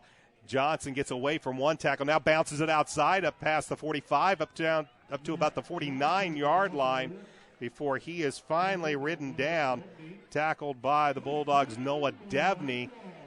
Johnson looked stopped briefly for a gain that would have been short of the first down, but he broke a tackle, broke it out to the outside, and took it up to the Bronco 49-yard line where they'll have it 1st and 10. And that was a designed run by Lafayette Jeff there. Briefly stopped in the pocket as if to pass, but took off running immediately. Johnson out of the pistol. He'll give it to the tailback, looks for some room around the right side. He is met by 9 defenders at least. And he'll pick up about 3 yards on the play as we have been searching. That is 46 out there, but we do not have a 46, I believe, on our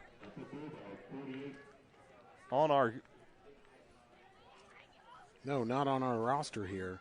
That is 30, actually Irving Madden's out there. Irving Madden is the tailback right there. Irving Madden, 30. As the play clock winds down to 7, they'll move Madden to the right of Johnson. Johnson, that works out of the gun. Play clock down, they'll give it to Madden. No, it's Johnson keeper. He'll find some room on the right side, and he'll finally be brought down from backside pursuit by inside linebacker Zach Carlson, a 6'2", 210-pound senior. As Johnson will pick up about a few yards, take it inside Bulldog territory to the 44-yard line, will be 3rd down and 3. Broncos in the hurry-up, or I should say the no-huddle. It's not really a hurry-up, but it's more of a no-huddle. This time Johnson out of the pistol, throws, goes to the right side, has Wilson at the 40-yard line. He's going to be wrapped up immediately, but he got 1 yard out down past the sticks to pick up the first down, and he camped right there on a little stick route, and Johnson hit him right there, and the Broncos have the first down. Brooks Brierly on the tackle. He just come into the game for the Brownsburg defense. So it'll be 1st and 10 Broncos at the Bulldog 40-yard line. First possession of the second half. Bulldogs with a 14-0 lead. Ball is on the right hash. Going to the far side is Austin Collins, as he will be a wide out all the way to the far side. 4 wide receivers in the formation. Johnson will swing it out. Pass is complete. And it's to Albrecht, I believe, but he will not get hardly any yards, might even lose a yard, as they just swung it out to him on a quick little hitter, but the Bulldogs defended it well, and there was a loss of a yard on the play back to the 41-yard line, 2nd and 11. Staying at home for the Brownsburg defense there, Noah Devney once again. He's got 4 or 5 tackles here tonight. Albrecht comes out. Coming in now is Dennis Archibald. He will be the tailback as Johnson works out of the pistol. Though Archibald sitting about 4 yards further back, a little deeper. It's the option. They'll pitch to Archibald. He'll look for some room, and he won't find a whole lot of room because right there was Zach Carlson to force the tailback back into the teeth of the Bulldogs defense. We saw this same play. Now Johnson looks like he's hobbling just a tad. We saw this same play earlier, and Johnson pitched to Archibald, and it was a bad pitch, and it lost about 10 yards for the Broncos. This one picks up just a couple, and it'll be 3rd and 9. There on that play, Zach Carlson did not make the tackle, but he stopped the runner and forced him inside where the host of Brownsburg defenders brought him down. Darian Green, I believe, he is down there looking to see if he can still get taped up, but he has yet to make a reappearance. Irvin Madding will come in behind, and now we're going to have a timeout called by the Lafayette Jefferson Broncos. 7:46 left to go, third quarter. Bulldogs lead the Broncos 14-0. back after this. This is Bulldog Football on 1610 AM XRB, an audiosportsonline.com production. We'd like to say thanks to our friends at the Hendricks County Flyer that have helped make tonight's video webcast possible. Please check them out online as well as watch tonight's game at flyergroup.com. Motion 360 by Hendricks Regional Health provides care for the way you were meant to move. We care for every muscle, bone, and joint in your body to get you back to the activities you love. Get more information online at mymotion360.org. Alongside Chris Worley, I'm Brian Scott with 7:46 left to go, third quarter. Brownsburg with a 14-0 lead. Broncos with a 3rd and 9. Ball at the Bulldog 39-yard line. Darian Green is still down at the sideline trying to get taped up. He is evidently feels good enough to run on that ankle, but he doesn't feel good enough about the tape job, as they have been working on that almost nonstop.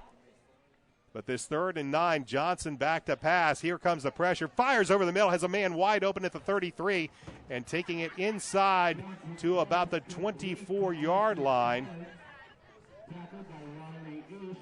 That looks like that might have been Isaiah Archer on the catch. And that time, Bulldogs giving Archer just a little too much cushion, and the Broncos convert the long 3rd down conversion. Good patient work there by quarterback Matt Johnson. Didn't rush his throw, got it in there to the receiver for a Bronco first down. 1st and 10, ball at the 20, inside the 24-yard line. Here's a fake. Johnson will keep it himself, and he is going to be brought down, as coming in to make the tackle for the Bulldogs was Big Mac Dutra. And Johnson's going to lose about a yard on the play. Mac, really a fine game here on that defensive line. He's a defensive leader. He's not one of the captains, but boy, he's an emotional player, gets him fired up, and really played well in the defensive line tonight. Big fake on the option, and Johnson kept it himself and did not see who initially made the penetration. It might have been Zach Carlson to briefly show up Johnson before Dutra came in. Here's a quick fire. They have Tim Wilson. He's going to be wrapped up immediately. I believe Brad Geilinger right there on the tackle as Wilson caught the ball, but Geilinger was right there to wrap him up and prevent any more yardage after the catch. Brian, you're right. Their quarterback, Matt Johnson, is hobbled a little bit, and that might have been a factor in them stopping that run with Dutra's tackle on that last play. He is slowed up a little bit with it's either an ankle, knee, something, but you can see he's favoring one of the legs over one of the other. Yeah, it's a big 3rd down and let's call it a long 6 for the Broncos. The ball spotted at the Bulldog 20-yard line. Broncos trail by 14. Here's a give to Irvin Madden.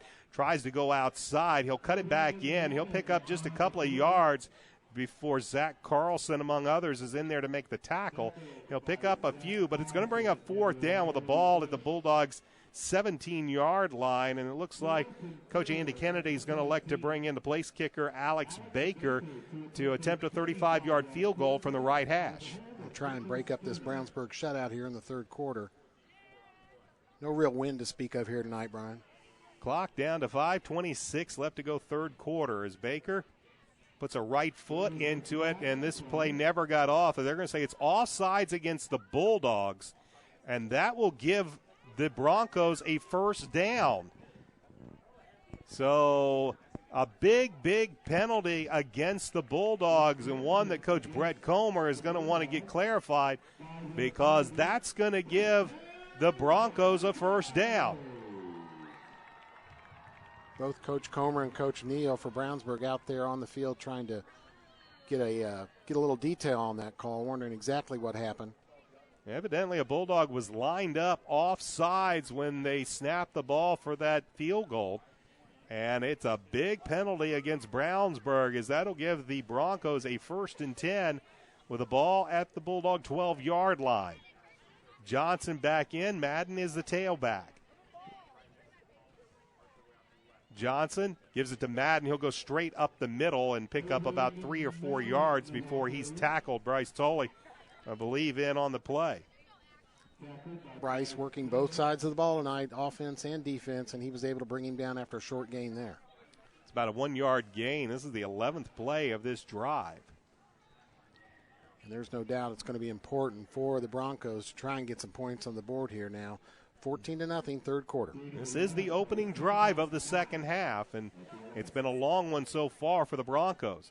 Johnson back to pass, fires right side, in and out of the hands of Tim Wilson, I believe. That's his second drop of the game. He had a sure touchdown pass in the first half go right through his fingertips, and this one he had been given a cushion by the Bulldogs' defensive back, and simply hit him right in the heart of the number 7 and bounced right back out. So 3rd down and 9 coming up for the Broncos.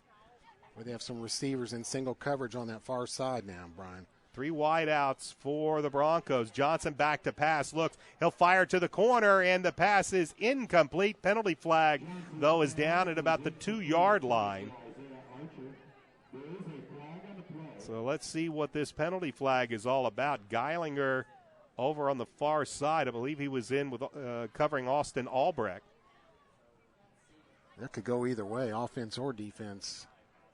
It's defensive holding called against the Bulldogs, so it'll be an automatic first down, and this will be the second time the Bulldogs have handed the Broncos a first down via a penalty late in this drive.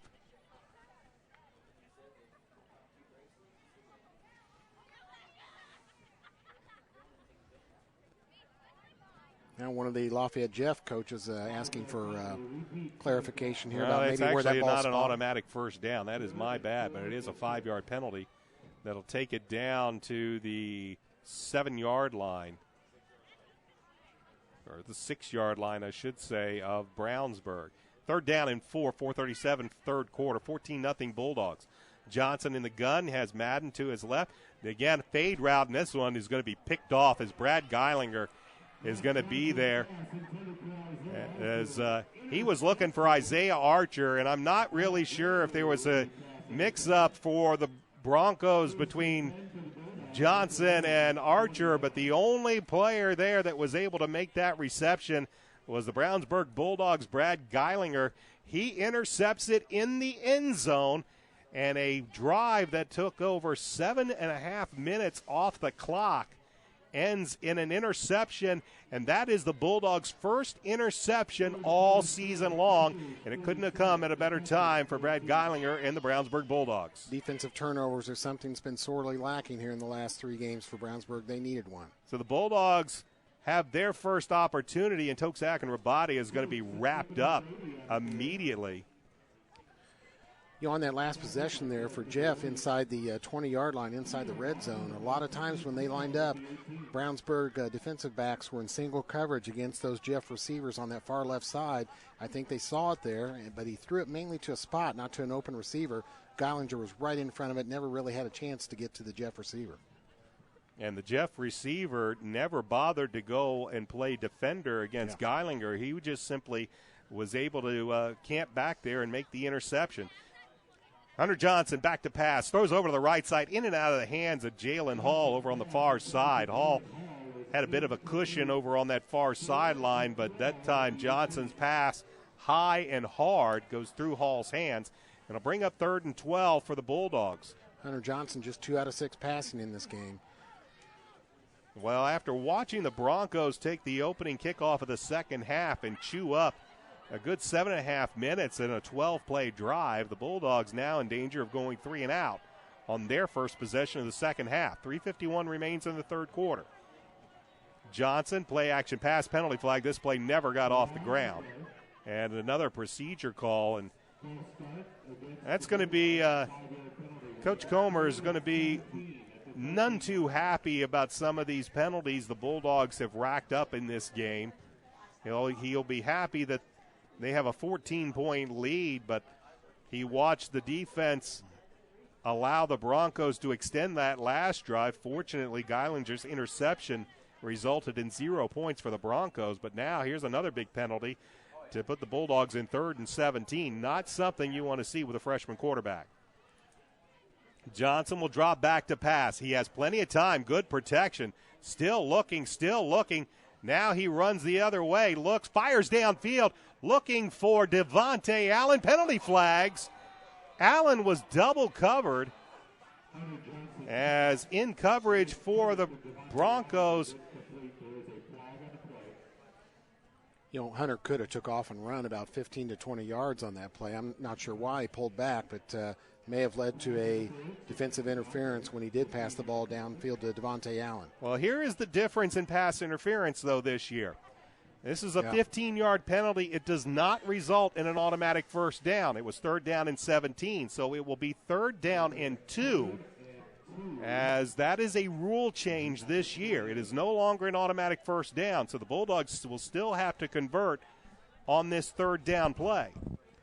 We haven't seen that occurred too much this year. That was one of the first times I've seen it. Here's a give to Akinrabadi. He'll plow up, and he'll take it to the 30, and this is going to be very, very close. I don't think he got it. We'll see where the spot is, and they will say it is a first down for the Brownsburg Bulldogs as Akinrabadi got the nose of the football closer to the 31-yard line. That's enough for a first down, and the Bulldogs, who were pinned back deep, get the benefit of a pass interference penalty, convert the 3rd down, and they'll keep the drive alive, 1st and 10 from their own 31-yard line with 3:03 left to go 3rd quarter, leading the Broncos 14-0.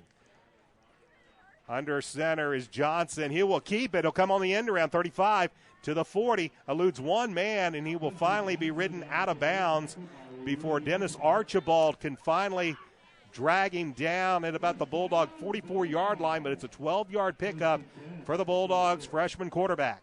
Boy, we've seen that so often. We've said often that he is good about that fake into Tokes. But also the defense is watching for that handoff to Tokes. They like to run Tokes with his big power game up the middle. And if you can utilize an effective fake to him and then get your quarterback around the end, usually results in positive yardage. Ball spotted at the Bulldog 44-yard line on the left hash. Bulldogs are moving right to left here in this 3rd quarter. They will bring Ferguson in motion. The give is to Akinrabadi, though, over the right side, and he'll pick up about 2 or 3 yards beyond the 46-yard line. Let's call it a pickup of about 3. It'll be 2nd down and 7 with the clock moving at 2:16 in the 3rd quarter. Jacob Buchanan on the tackle for the Broncos. Vincent Lisman now in. Ferguson will leave. As also going out to the far side is Isaiah Hightower. And now penalty flag. There were too many men in the back. This is going to be an illegal substitution. Where they are asking for trouble with all these penalties. You know, when you have a 14-0 lead, one way to get the other team back in the game is to commit a bunch of penalties, and they are here in this 3rd quarter, they being Brownsburg. Isaiah Hightower came out on the field, and Vincent Lisman, recognizing that the Bulldogs had too many players out on the field, ran off. But that's 12 men back in the huddle, or 12 men on the field at the break of the huddle, so it's an illegal substitution, and it cost the Bulldogs 5 yards. It'll be 2nd down and 13, clock under 1 minute 40 left to go 3rd quarter. Lone wide receiver is to the near side. They'll bring Lisman in motion. Here's a penalty flag at the snap. Akinrabadi takes it right side. He may pick up 2 or 3 yards, still running. Ball is loose, and they'll say that the Broncos have the football. That is Dennis Archibald, I believe, who came out of that with the football. They say it's a fumble, and Archibald is deep in Bulldogs territory inside the 30 near the 29. But let's check out the penalty flag as the Bulldog offense is good. It's an illegal shift. That'll be declined, and the Bulldogs cough it up on the fumble by Tokes Akinrabadi. Archibald comes away with it. And the Broncos get the ball back with 1:24 left to go in this 3rd quarter on the Akinrabadi fumble. And they trail 14-0. They'll have it 1st and 10 at the Bulldog 29-yard line. Brian Tokes has been a reliable ball carrier as far as turnovers. That is his first fumble of this season.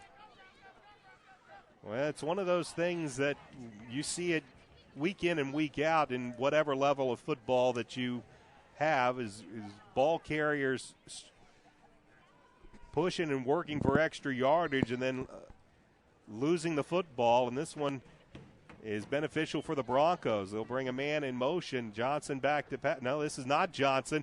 This is a heave, and this one's going to be picked off. Well, let's see. Golick's pass is picked off. It was Brandon Golick in. And coming away, I believe, is Caleb Cooley with the interception. So the Bulldogs, who haven't had an interception all season long, get 2 picks on back-to-back plays. And after the Bulldogs cough it up, they'll get the ball back, but they'll do so deep in their own territory. They'll have the ball 1st and 10 from their own 2-yard line. Kind of threw that one up for grabs there, Brian, and the defense of the Brownsburg Bulldogs made the play. Good play by Cooley. He also has a big tackle for loss in this game, so he's had a good game. We saw this formation run by Jeff earlier where Golick was a quarterback. They brought Johnson in motion. This time, Golick heaved it downfield, and now we'll have a penalty. And the Broncos, who had the Bulldogs pinned at their own 2-yard line and trying to provide some pressure and maybe get the safety, they jump off sides and get the Bulldogs out of a deep hole. Some of the Jeff players there are a little disgusted with themselves on that one. So a free 5 yards for the Bulldogs puts it up to the 9-yard line. Here's a give to Akinrabadi. He's going to be ridden down for no gain. And when I say ridden, I mean ridden, because he was brought up high, and he was brought down and ridden down to the ground for no gain. A little anger and frustration in that tackle. I believe A.J. Farmer may have been the Bronco that brought Akinrabadi down, but it'll be 2nd down and 5 with 47 seconds remaining in this 3rd quarter. Bulldogs with a 14-0 lead. That was the lead they had at the half. Brownsburg will want to be careful here. No turnovers. They want to get out of this quarter without Jeff scoring. So Hunter Johnson brings the offense onto the field, looking over a 3-man front. Give is to Akinrabadi. He'll go right up the middle, plow past the 10-yard line. He'll be very close to the 1st down at the 12-yard line. Pickup of almost 5 yards. It'll all depend on the spot. They will say it's 3rd down, and that will likely be the final play of this 3rd quarter. Bulldogs survive a couple of scares here in this 3rd quarter, but they'll head to the 4th quarter with a 14-0 lead. We'll be back with the 4th quarter right after this. This is Brownsburg Bulldogs football on 1610 AM XRB, xrbradio.com, and it is an audiosportsonline.com production. You know, nothing makes you think of the future like holding it in your arms. The wonder of being a new parent includes planning your child's future, and now's the time to start looking to someone who's been there from the start. State Farm agent Pete Fay in Brownsburg can ensure your life insurance will keep pace with your family's growing financial needs. So for more information on life insurance, visit State Farm agent Pete Fay at 431 East Northfield Drive, Suite 100 in Brownsburg. And remember, like a good neighbor, State Farm is there. Tune in to xrbradio.com every Friday at 5:30 for the McDonald's Hendricks County Sports Show. Join me, Brian Scott, for a full hour as I interview coaches and student athletes from Brownsburg and Avon High Schools. You can also watch the taping in person at a McDonald's near you every Wednesday night. Check out the McDonald's Hendricks County Sports Show broadcast page at xrbradio.com or audiosportsonline.com for store locations. When plumbing problems arise. Along with Chris Worley, I'm Brian Scott. We flip ends of the field and begin the 4th quarter with the Bulldogs leading the Lafayette Jefferson Broncos by the score of 14-0. Bulldogs will have a 3rd down and 1. They'll give it to Akinrabadi, and he didn't get there. Broncos went straight up the middle, got great penetration, and they stopped Akinrabadi for a loss of about a half a yard. And it'll bring 4th down and a little over a yard for the Bulldogs. Mitchell Sterner for Broncos in on that tackle, number 10. That was a good stop by Jeff, and that may force a deep punt here. Punt from deep in their own territory. We'll see. Dennis Archibald will go back to field this punt, and he will do so in Bulldog territory at the 45-yard line. Nathan Ramsey, and now we will have a timeout called by Brownsburg, as they didn't have the right personnel, I believe, for this punt, and they're forced to call a timeout. We'll be back right after this. This is Bulldog football on XRB. When plumbing problems arise, do you want a plumbing company with an impressive truck or fancy jingles? Well, of course not. You want your problem solved quickly and at an affordable price. At Westside Plumbing, we understand you want a plumber who is honest, respectful, and knows how to fix the problem. Westside Plumbing provides fast, professional plumbing service 7 days a week. When you invite Westside Plumbing into your home, be assured they'll be knowledgeable, timely, and will give your home the respect it deserves. Honesty, integrity, and respect. That's what you get when you call Westside Plumbing at 445-8399. That's 445-8399. Westside Plumbing, serving Brownsburg and all of Hendricks County. 445-8399. Bulldogs lead 14-0 with 11:24 left to go in this fourth quarter. Alongside Chris Worley, I'm Brian Scott. Bulldogs forced to burn a timeout on fourth and a little over a yard from their own 11-yard line, as whether they had the correct personnel in for this punt. They're forced to burn the timeout as Nathan Ramsey will punt from his own end zone, though it does look like the Broncos are setting up a return. Dennis Archibald at the Bulldog 45-yard line awaits the punt. The Broncos will, and Ramsey hits a beauty.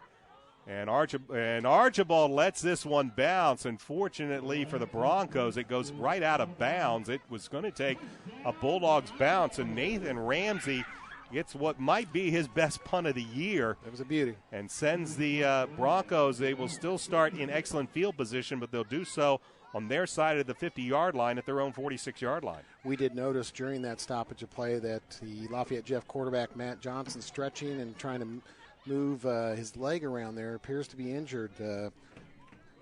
Golick may come in to quarterback this again. No, Matt Johnson's behind center right now in the backfield for Jeff. Well, Johnson will start this drive at quarterback, but indeed we saw Brandon Golick, who just threw that last interception, warming up. Johnson this time will work out of the gun, but the handoff is to the tailback to the 50, to the 45, and then plowed over as Darian Green was the ball carrier. And that's the first time we've seen Green since the first quarter. And if he's got an injured ankle, he was very explosive on that run, but he got clocked. But he just got just enough for the first down in Bulldog territory at the 44-yard line. 1st and 10 Broncos, moving right to left in this fourth quarter. Johnson this time works out of the pistol. The give is to Green. Green looks for some room near side, eludes one tackle, and he will pick up a good 6 yards on the play inside the 40 down to the 39-yard line. You know, during that last stoppage of play after the Brownsburg punt, I did see Darian Green was up walking along the sideline, maybe trying to show the coaches, hey, I think I can go. And they've got him in there now, and he's carried the ball twice. Well, it took them almost 2 quarters and all of halftime to tape up Darian Green. It may take him half the night to untape that ankle. But right now, he is what the Broncos need on this 2nd down and 4. Play action pass. Johnson fires over to the right. Wilson has it for the first down.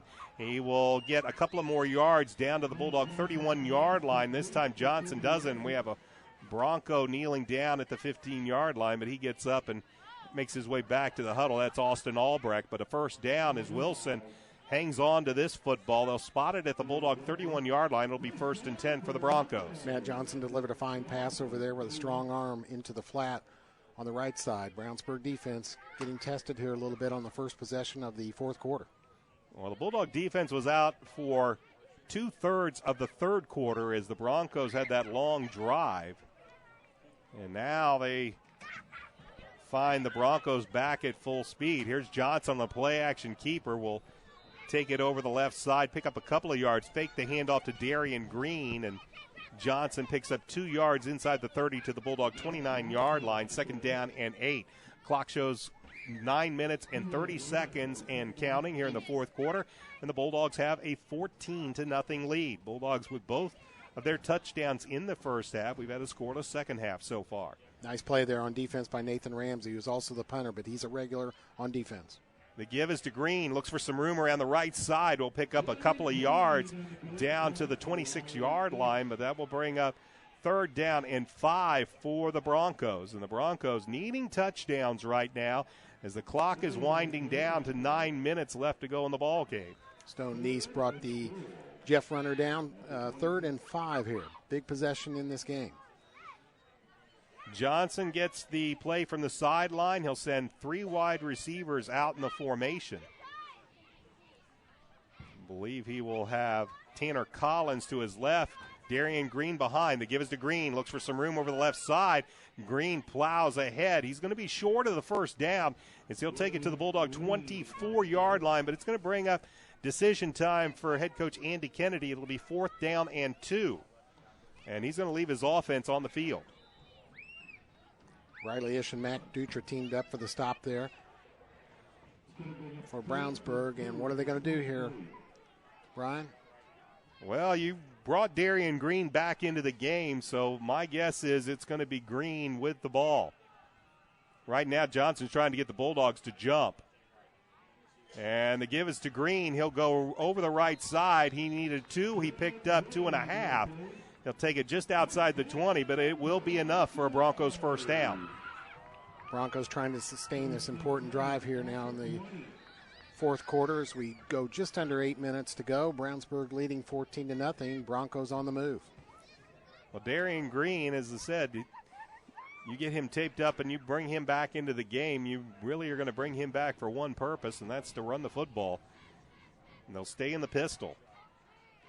Johnson, play action pass. This play goes nowhere as we'll have an illegal procedure penalty called against the Broncos. So finally the Bulldogs see one to go against the Broncos, pushing them 5 yards back, and they'll have it 1st and 15. Cameron Ulmer in there, 78 for Broncos defense. He is listed at 345 pounds. They have some size on that offensive front. Just jump the line of scrimmage on that play. The Bronco offensive line is a young offensive line. Brownsburg's pretty much played better along the defensive line, or at least the line play in this game. 1st and 15. Johnson on the option. He'll pitch it to Green. Green finds some room. He'll take it down inside the 20 before he is tackled, brought down over there by Riley Ish, but not before he picks up 7 yards to the Bulldogs' 18-yard line. It'll be 2nd down and 8. Where Matt Johnson pitched that just at the last minute before being tackled. And a good run there by Green, shifting through a couple of Brownsburg defenders. Ball moves to the left hash, but the clock continues to move. Under 7 minutes, 6:50 remaining in this football game. Brownsburg took out linebacker Riley Ish, brought in an extra defensive back. They may expect a pass here. Johnson will swing, and he'll swing it back in little misdirection.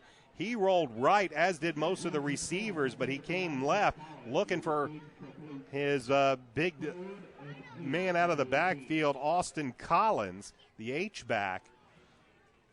And again, we'll see a lineman go out, and Johnny Dotledge / defensive back / linebacker will come in too for pass coverage. Very difficult play for a quarterback make, trying to throw across his body back to the other side of the field, and that pass is incomplete.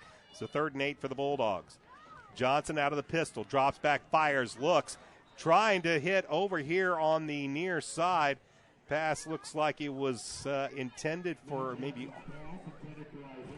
Isaiah Archer. It's incomplete. Now it's 4th down. Both teams with 2 timeouts left here.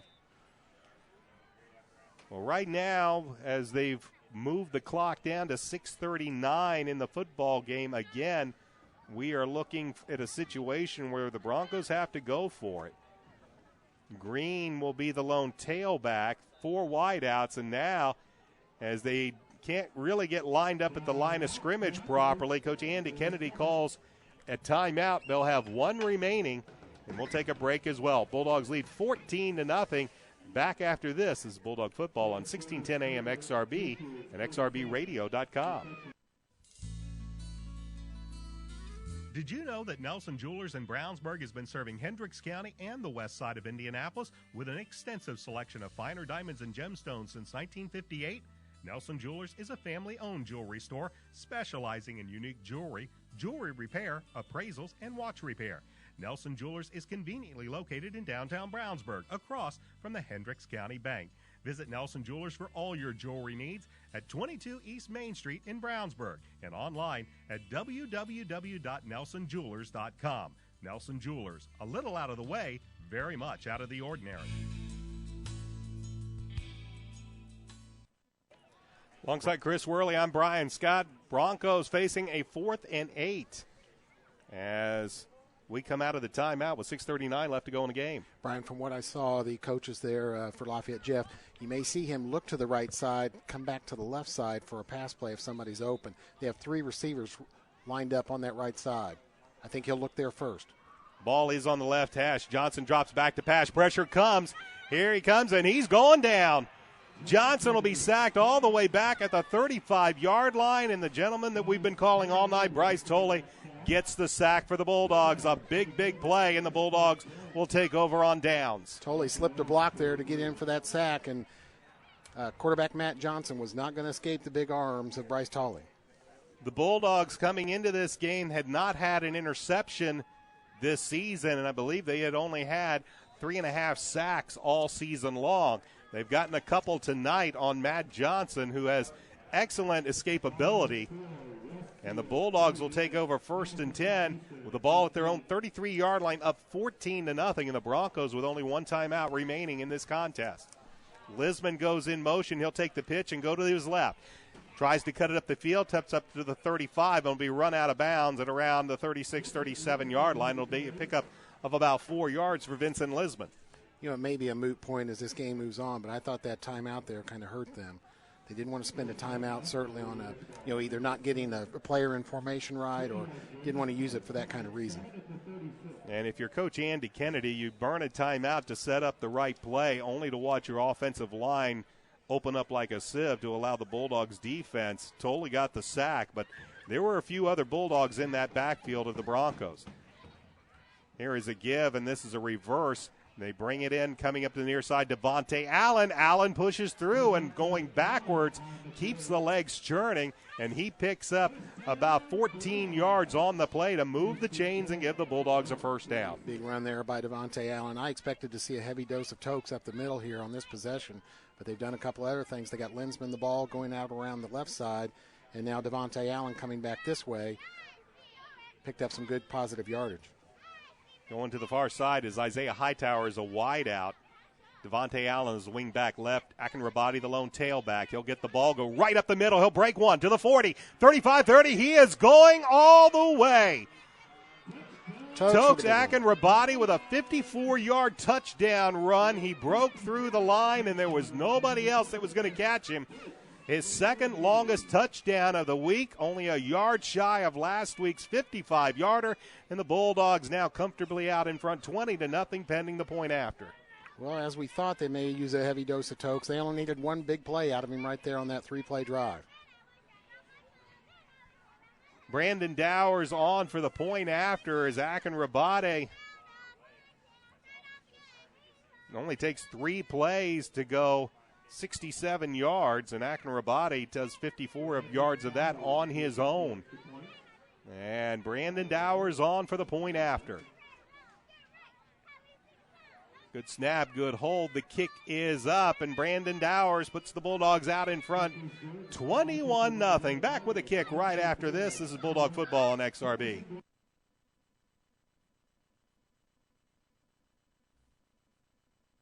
Running a little short on cash, we've got some collectible items around the house you don't need or want. We'll take them to Hendricks County Estate Buyers in Brownsburg. They buy gold, silver, coins, tools, electronics, and antiques. They specialize in one-piece or entire collections. If you have an estate or a household liquidation coming up, call them first. Ask for Justin at area code 317-286-3652, 7 days a week. They're on the corner of Main and Odell in Brownsburg. That's at area code 317-286-3652. Hendricks County Estate Buyers.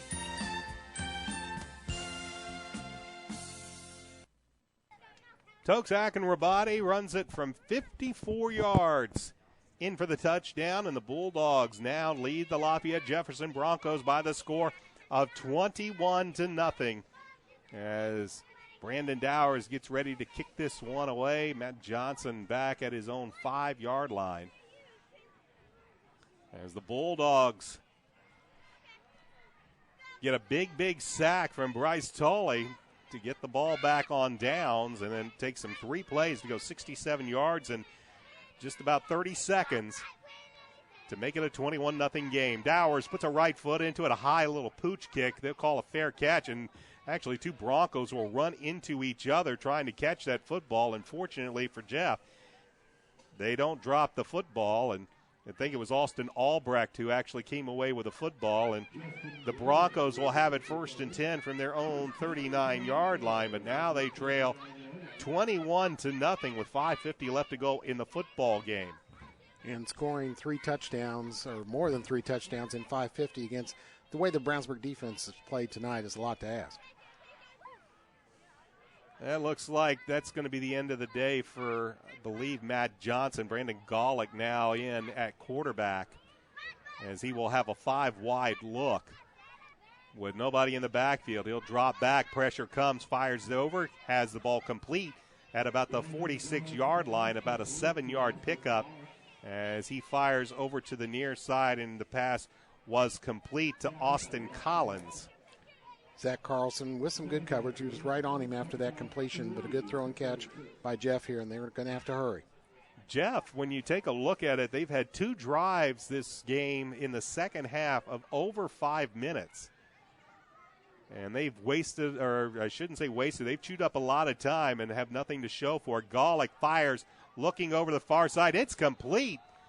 Over at the 40-yard line on a nice pass. Over on the far sideline. Austin Collins with his second catch in a row. And now the Broncos making some noise as they have the Bulldogs' 40-yard line. Golick looked good here on these first 2 throws. His first pass before this drive was an interception.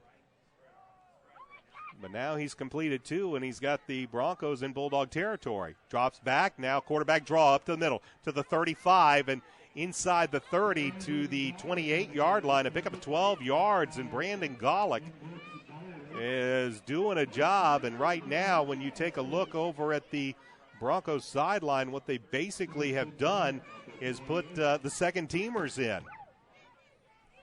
Though Darian Green is lined up as a wide receiver here to the near side. Golick back to pass, fires, looks for Green. Green makes the catch, and he's popped immediately over there by Tyler Kurtz. A pickup of about 2 on the play, maybe 3 to the Bulldog just shy of the 25-yard line. It'll be 2nd and 7. Clock moving, 4:37 left to go in the game. I do think, Brian, though, pulling that quarterback, Matt Johnson, wasn't just, a case of, well, he's not doing well. It's the amount of time left, the amount they had to score, and let's give Golick a chance. And also to protect that, what we saw somewhat of an injury to Johnson. Golick will take the snap. He'll look to the right, get pressure, fire. He will look for the end zone and throw it well out of bounds as Dennis Archibald now comes in. I do believe, though, that Andy Kennedy set a lot of those first-teamers off. Wanted to see what his second-teamers could do, short of having Darian Green also in the game. But right now they're going in a 5-wide look. That pass well out of bounds. It'll bring up 3rd down and call it about 7 yards to go. Clock stopped with 4:16 left to go in the football game. Bulldogs up 21-0. Broncos at the Bulldog 25-yard line. And, of course, Brownsburg has kept their defensive starters in. They want this shutout. 5 wides. Golick takes the snap. Looks, fires over the middle. Pass is deflected, and it will fall incomplete. Nice play coming over and making the pass defense was Zach Carlson. It'll bring up 4th down. Of course, the star of this game would be Brownsburg defensive unit as a whole, but Zach Carlson's made a bunch of big plays for the Bulldogs defense here tonight. Well, as much as Brett Comer will be happy that the Bulldogs put 21 points on the board, he will be absolutely ecstatic if they can keep the Broncos scoreless here. And then this big 4th down play. Golick takes the snap, fires, looking down, intercepted at the 7. Coming back the other way to the 20, 25, 30, 35, 40, and finally taken down is Caleb Cooley. Now penalty flags all over the place. I think we may have some unsportsmanlike conduct on that return. I'm not sure. Caleb Cooley with his 2nd interception of the game, much less the 3rd Bulldogs interception of the game and of the season. And that might just seal the deal. We'll see what the penalty flags are, but it's the Bronco offense coming off the field. This will be post-possession. Personal foul against Brownsburg. I'd be surprised if that was the only one. It is. And it is the only one they're going to call against Brownsburg, but nevertheless, the interception will hold. And the Bulldogs, on Caleb Cooley's 2nd interception of the game, have the ball. 1st and 10 with 4:01 remaining in this football game, and they lead the Broncos of Lafayette Jefferson by the score of 21-0. This Brownsburg defense came into this fifth game of the season, or sixth game of the season, giving up 33.8 points a game. And they are pitching a shutout so far. Ball at the 22-yard line, 1st and 10. Lisman in motion. He'll take the pitch, comes to the near side. Actually, that's Devontae Allen to the 40, 45, 50, down to the 40, to the 30. One man to beat. Devontae Allen will take it to the house as he will take it all the way, a 78-yard touchdown run. And Devontae Allen with a big run on the pitch, and the Bulldogs increase their lead to 27-0. Boy, Devontae Allen, once he got past those defenders, you saw his speed there, and he just took off. We've seen a lot more of this out of the Bulldogs. And, again, in Brett Comer's flexbone offense, you want to see a lot of this type of pitching action, something they haven't been able to do the last few games. But tonight, they've been very successful with it. They had the reverse with Lisman. They've gotten Lisman out around the corner on a couple of sweeps on these sweeps. And this time it's Devontae Allen on the sweep that takes it all the way to the house, 78 yards for the touchdown. Dowers for the point after. The kick is up, and the kick is good. With 3:50 left to go in the football game, the Bulldogs lead the Broncos 28-0. Back with a kickoff after this. This is Bulldog Football on 1610 AM XRB and XRBRadio.com. You're finally on your own, living in your own place, paying your bills, making your own decisions. When your decisions involve insurance and financial needs, it's nice to have a little help. State Farm agent Pete Fay knows that being on your own shouldn't feel like being alone. Visit State Farm agent Pete Fay at 431 East Northfield in Brownsburg. Like a good neighbor, State Farm is there. Hanuni. Devontae Allen takes the first play after the Bulldogs get the ball back after turning it over on downs, or after the interception by Caleb Cooley, I should say. And Devontae Allen takes it 78 yards to the house, and the Bulldogs now lead 28-0. That's Devontae's second touchdown of the season. His previous longest run was 48, so he bested that by 30 big yards. A 78-yarder puts this game away here in the fourth quarter, or so we would think so. So the Bulldogs will kick this one away, and is that kind of hard to see if that is Matt Johnson or Dennis Archibald, I think, back deep. We'll see. Meanwhile, Brandon Dowers puts a right foot into it. It's a high, short kick. Be taken by an up man at the 22, looking for some room. This is Austin Albrecht. He has some wheels, and he is going to be brought down on a saving tackle by Brad Geilinger. Otherwise, Albrecht had some wheels, and he had turned it up the corner. But Geilinger makes a shoestring tackle to stop Albrecht at the Bronco 41-yard line. So 1st and 10, Jeff. They now trail 28-0 with 3:43 left to go, fourth quarter. And the Bulldogs defense still looking for the shutout. They are not substituting anybody. Actually, I do see one sub. We'll get him here in a second. It will still be Brandon Golick that comes out to quarterback this Bronco offense. Connor Nichols checks in along with Mike McCoy for the Brownsburg defense in the defensive backs position. So 1st and 10 for the Broncos. Golick's back to pass. Pressure comes. He runs in the middle, and he's just going to run into several Bulldog defenders. And one of the first ones there is Justin Lazaro to bring him down for a loss of about 3. That is what the 3rd or 4th sack for the Bulldogs defense tonight. Add in the 3 interceptions, and the Bulldogs have surpassed their season total in one night. Also in the defensive backfield, number 13, Tyler Kurtz gets in here in the late fourth quarter now. So now to be 2nd down and 13, clock moving, 3:06 remaining. Golick over to his right. He has Wilson at the 40. Wilson breaks one tackle to the 50, to the 40. One man to beat. He spins and makes a tackle at the 30, now goes backwards. And he's up to the 30, to the 25, and he'll finally be taken out of bounds at the 20-yard line. As coming over to make the stop was Tyler Kurtz, but you can see how quick Tim Wilson is, and that was one of the dangers that Brett Comer said about this Bronco team, is that they're just playing fast. He ran all over the field, ran way more yards than he actually gained from the yard of scrimmage, but a good run there puts Jeff in position at the 20.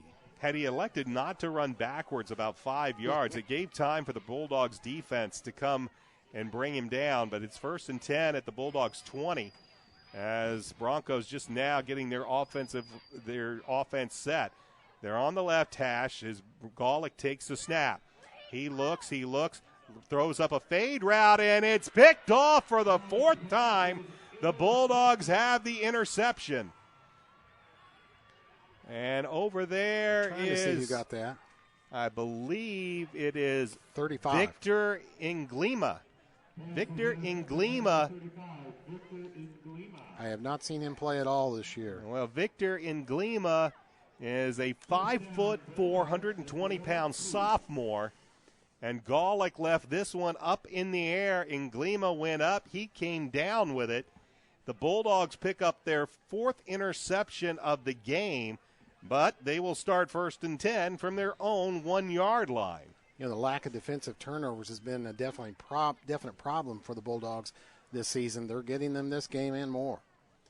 So the Bulldogs are pinned back deep, but they lead 28-0 with 2:45 remaining in this contest.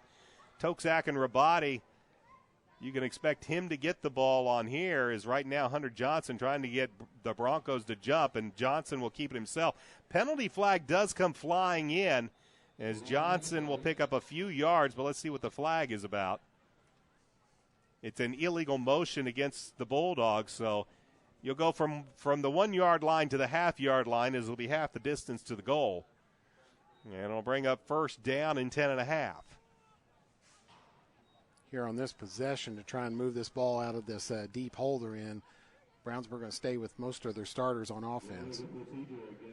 Well, actually, they're saying that is declined.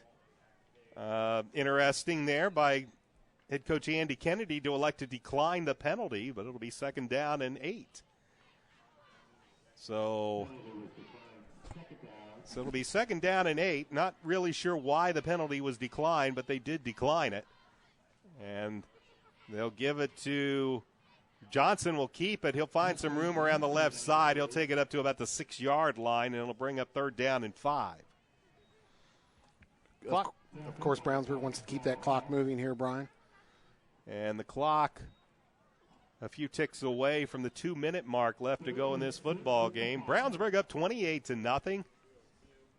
And while the 28 points is news to itself, it's been the performance of this Bulldog defense. 4 interceptions on the night, at least 4 sacks.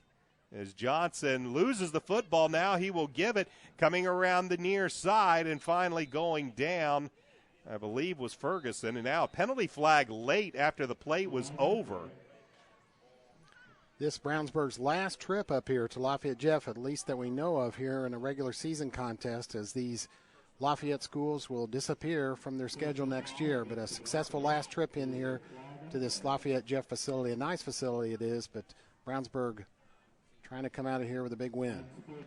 Well, the Broncos just shot themselves in the foot. They had a chance to at least get the ball back with a few minutes, a minute 40 left, as the Bulldogs would have had 4th and about 5. But the Broncos commit an unsportsmanlike conduct penalty. That's 15 yards, and now the Bulldogs can basically just about sit on this one. And got a bunch of new players in here. They'll empty their bench for this. As they're going to march this, there might have been several. If there were multiple, I think there were multiple dead ball penalties because they moved this ball 30 yards. And, of course, you don't you tack those on consecutively. That moves the ball to the 36-yard line, where it will be 1st and 10 Brownsburg. So the trip back to Brownsburg, it's going to be one of those fun ones that you always like to have. Sir. As Chris mentioned, this will be the final trip to Lafayette Jefferson, at least in the regular season. Jeff is a 6A school, so there is the possibility that these two teams could meet somewhere down the line. If they do so, it would have to be in regional action. Yeah. Of course, Jeff would not be in the same sectional as the Bulldogs, but of the 3, what will become former Hoosier Crossroads Conference schools after this season, only Lafayette Jefferson will be a 6A school that the Bulldogs could meet possibly down the line. Next week, Brownsburg will have their homecoming against Harrison. West Lafayette Harrison at 7 p.m. Lafayette Jeff will be on the road at Avon, and that'll be a good chance for Avon to continue. We don't have a final on their game tonight, but they were leading 14-3 at the half was the last score we had on them. You know, it's kind of a funny thing, even then Brownsburg has lost 4 straight here, but at the end of their practices, Coach will often have them do a victory formation, and all the players will yell out victory. And I wonder this week, they've lost 4 straight, why would they practice that? Well, they're going to put that practice into motion. I think it's just to give the kids the idea, hey, we can win. Let's get in this victory formation. Minute 15 remains. Johnson bends under center. He will give it to Akin Rabadi, who will be brought back for a loss of maybe a yard. Zach McEwen was actually the quarterback on that, number 89. Hunter going to take a seat on the bench, or he's standing on the sideline, of course. McEwen, a 6', 150-pound sophomore.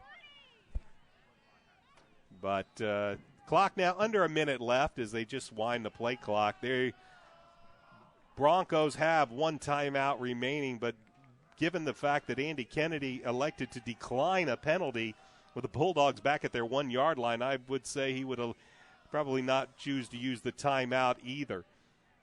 McEwen will lose the snap, and it looks like he'll fall on the football, and that's one of the drawbacks to having McEwen, who Chris, you might know better than me whether he's ever taken a snap at quarterback before. I noticed in that timeout before he was brought in, they was actually having him go over there and take some snaps from his center. That may have been why they called a timeout, to have him take some snaps. That is going to do it as the clock will wind down, and the Brownsburg Bulldogs will leave Lafayette Jefferson not only with the 28-0 victory, but they pitched a shutout. They'll head back home for homecoming, snapping their 4-game losing streak. Chris and I will be back with some final thoughts right after this. This is Bulldog Football on 1610 AM XRB and XRBradio.com. Panuni's Pizza and Wings in Brownsburg has something for everybody. Pizza with more toppings than you can count, including specialty pizzas. 5 different kinds of calzones, breadsticks and cheese bread with 2 kinds of dipping sauce. All made in-house with Panuni's own hand-tossed dough. And don't forget Panuni's jumbo wings with 12 kinds of sauce. Mention the XRB and get 10% off your order. Open Sunday through Thursday, 11 a.m. to 9 p.m. Friday and Saturday till 11 p.m. Dine in, carry out, or free delivery. Call 286-3500. Panuni's Pizza, 1447 East Main Street in Brownsburg.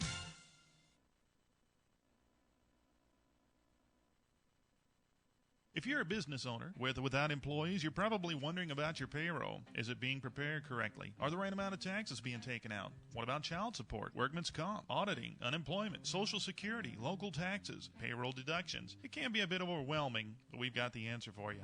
The Payroll Department Incorporated. We'll take care of all those payroll headaches and manage any unique deductions that apply to your company. We offer several ways to submit your payroll and provide you with customized timesheets for reporting. The Payroll Department Incorporated, located at 701 North Green Street in Brownsburg. Now is the time to choose Ivy Tech Community College. There is no more affordable option in the state of Indiana for your college education. You can earn an associate degree and start a career, or transfer to a 4-year school and earn a bachelor's degree. A college education is more accessible than ever before. You have choices. Make the Ivy Tech choice. Visit ivytech.edu or call 888-IVY-LINE. That's 888-IVY-LINE.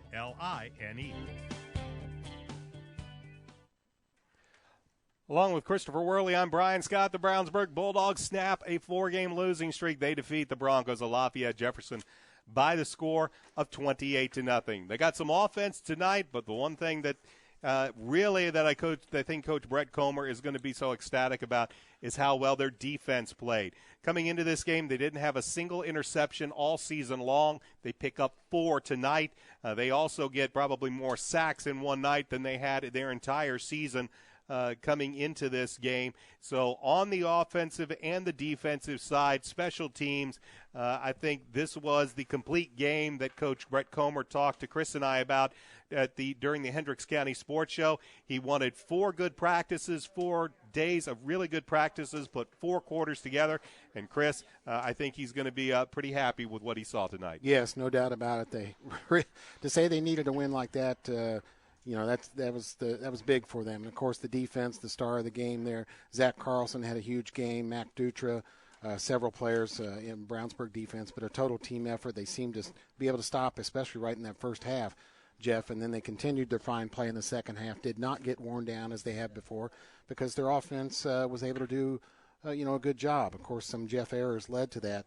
I did count 2 pass completions for Hunter Johnson. So you can talk about Hunter Johnson and his learning to be a good quarterback, but when your defense pitches a shutout and you get a few points on the offense, 2 completions was all you needed tonight. And the Bulldogs really showed that their running game, boy, it was very powerful tonight. They got the 54-yard run by Toxakin Rabate. They got the big 78-yard run by Devontae Allen, put in a run there by Hunter Johnson, and Toxakin Rabate with 2 touchdown runs tonight, and that's really all the Bulldogs needed.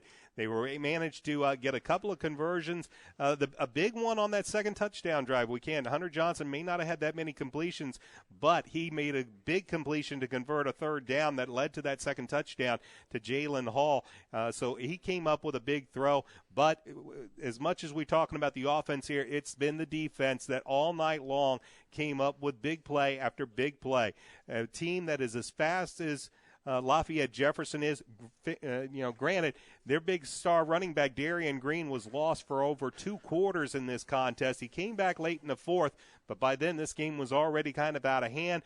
You saw Matt Johnson, their quarterback, having to do a lot of work with his feet, but it was pressure by the Bulldogs front 3, also pressure by the Bulldogs linebacker. We talk about Zach Carlson, the type of game he played, Stone Neese, Bryce Tolley, he seemed to be everywhere. Brad Geilinger had an interception. Caleb Cooley had 2 interceptions. And the Bulldogs even got a late interception in this game toward the very end by Victor Inglina. And I'm sure Chris is going to be asking Coach Comer where Victor came from because he hadn't seen him all year. But he comes up with the interception. Bulldogs, as we mentioned during the game and before the game, had not picked off a ball all season long. They picked off 4 tonight. I believe, and I don't have the stat in front of me, they only had 3.5 sacks coming into this game. I think when all is said and done, I think they had 4 or 5 tonight on Matt Thompson. So the Bulldog defense, they were really the stars of this game. And the offense, Coach Comer is going to love that they put 28 points on the board, got a couple of nice runs, broke off some runs, saw a few wrinkles that Chris talked about earlier tonight, saw the double reverse, saw the nice toss sweeps, picked up some nice yardage on that. But it's the shutout that the Bulldogs defense pitched. That's the big story of this game, and they'll look to continue that momentum to Harrison next week. Let's just quickly give you a recap about tonight's game. Bulldogs got on the board first. They did so early in the second quarter on a 4-yard touchdown run by Hunter Johnson that capped off a 5-play drive, and the Bulldogs led by the score of 7-0.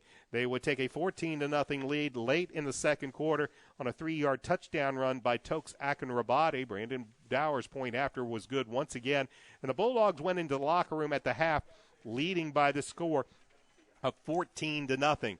Jeff would come out at the beginning of the second half and dominate time of possession in that third quarter. They took the opening kickoff. They took off almost 7 minutes of clock, but in the end they came up empty as the Bulldogs were able to come away with the football, and it would be Caleb Cooley would come in with the interception, his first of 2, and later the Bulldogs would get the big 54-yard touchdown run in the fourth quarter by Toxakin Rabate. That pushed the score to 21-0. Caleb Cooley would get his second interception. That led to Devontae Allen on the very first play from scrimmage, running it in from 78 yards out. The Bulldogs would then, that would be their final score of the game. They finally won this game by the score of 28-0. They move now on the season to a record of 2-4, while the Broncos of Jefferson fall to 1-5 on the year. As Chris mentioned, next up for the Bulldogs, homecoming next week. That game will be against the Harrison Raiders. They were losing tonight at last report to Zionsville. So the Harrison Raiders, who have now, I believe, lost 32 games in a row, they'll come in with that streak intact when they visit Brownsburg next week. Meanwhile, for Lafayette Jefferson, they're going to have a big game to try to bounce back from. They'll have to make the trip down to Avon next week to take on an Oriole team that the last we heard they were beating Noblesville, but that was at halftime, and things could have changed in that game. So the Bulldogs move to 2-4 on the season. And Chris, before we leave tonight, any final thoughts on this game? No, that was a fantastic victory, and there we see what Coach Comer likes to do is after any game, bring the family and friends of the players onto the field, and they certainly and the students, and they were ready to charge out on that field after that big 28-0 victory. That's hard work in practice all week by the defense. This crew practices hard all week. It paid off in this big win here tonight. Bulldogs, again, they will have the homecoming next week at Harrison.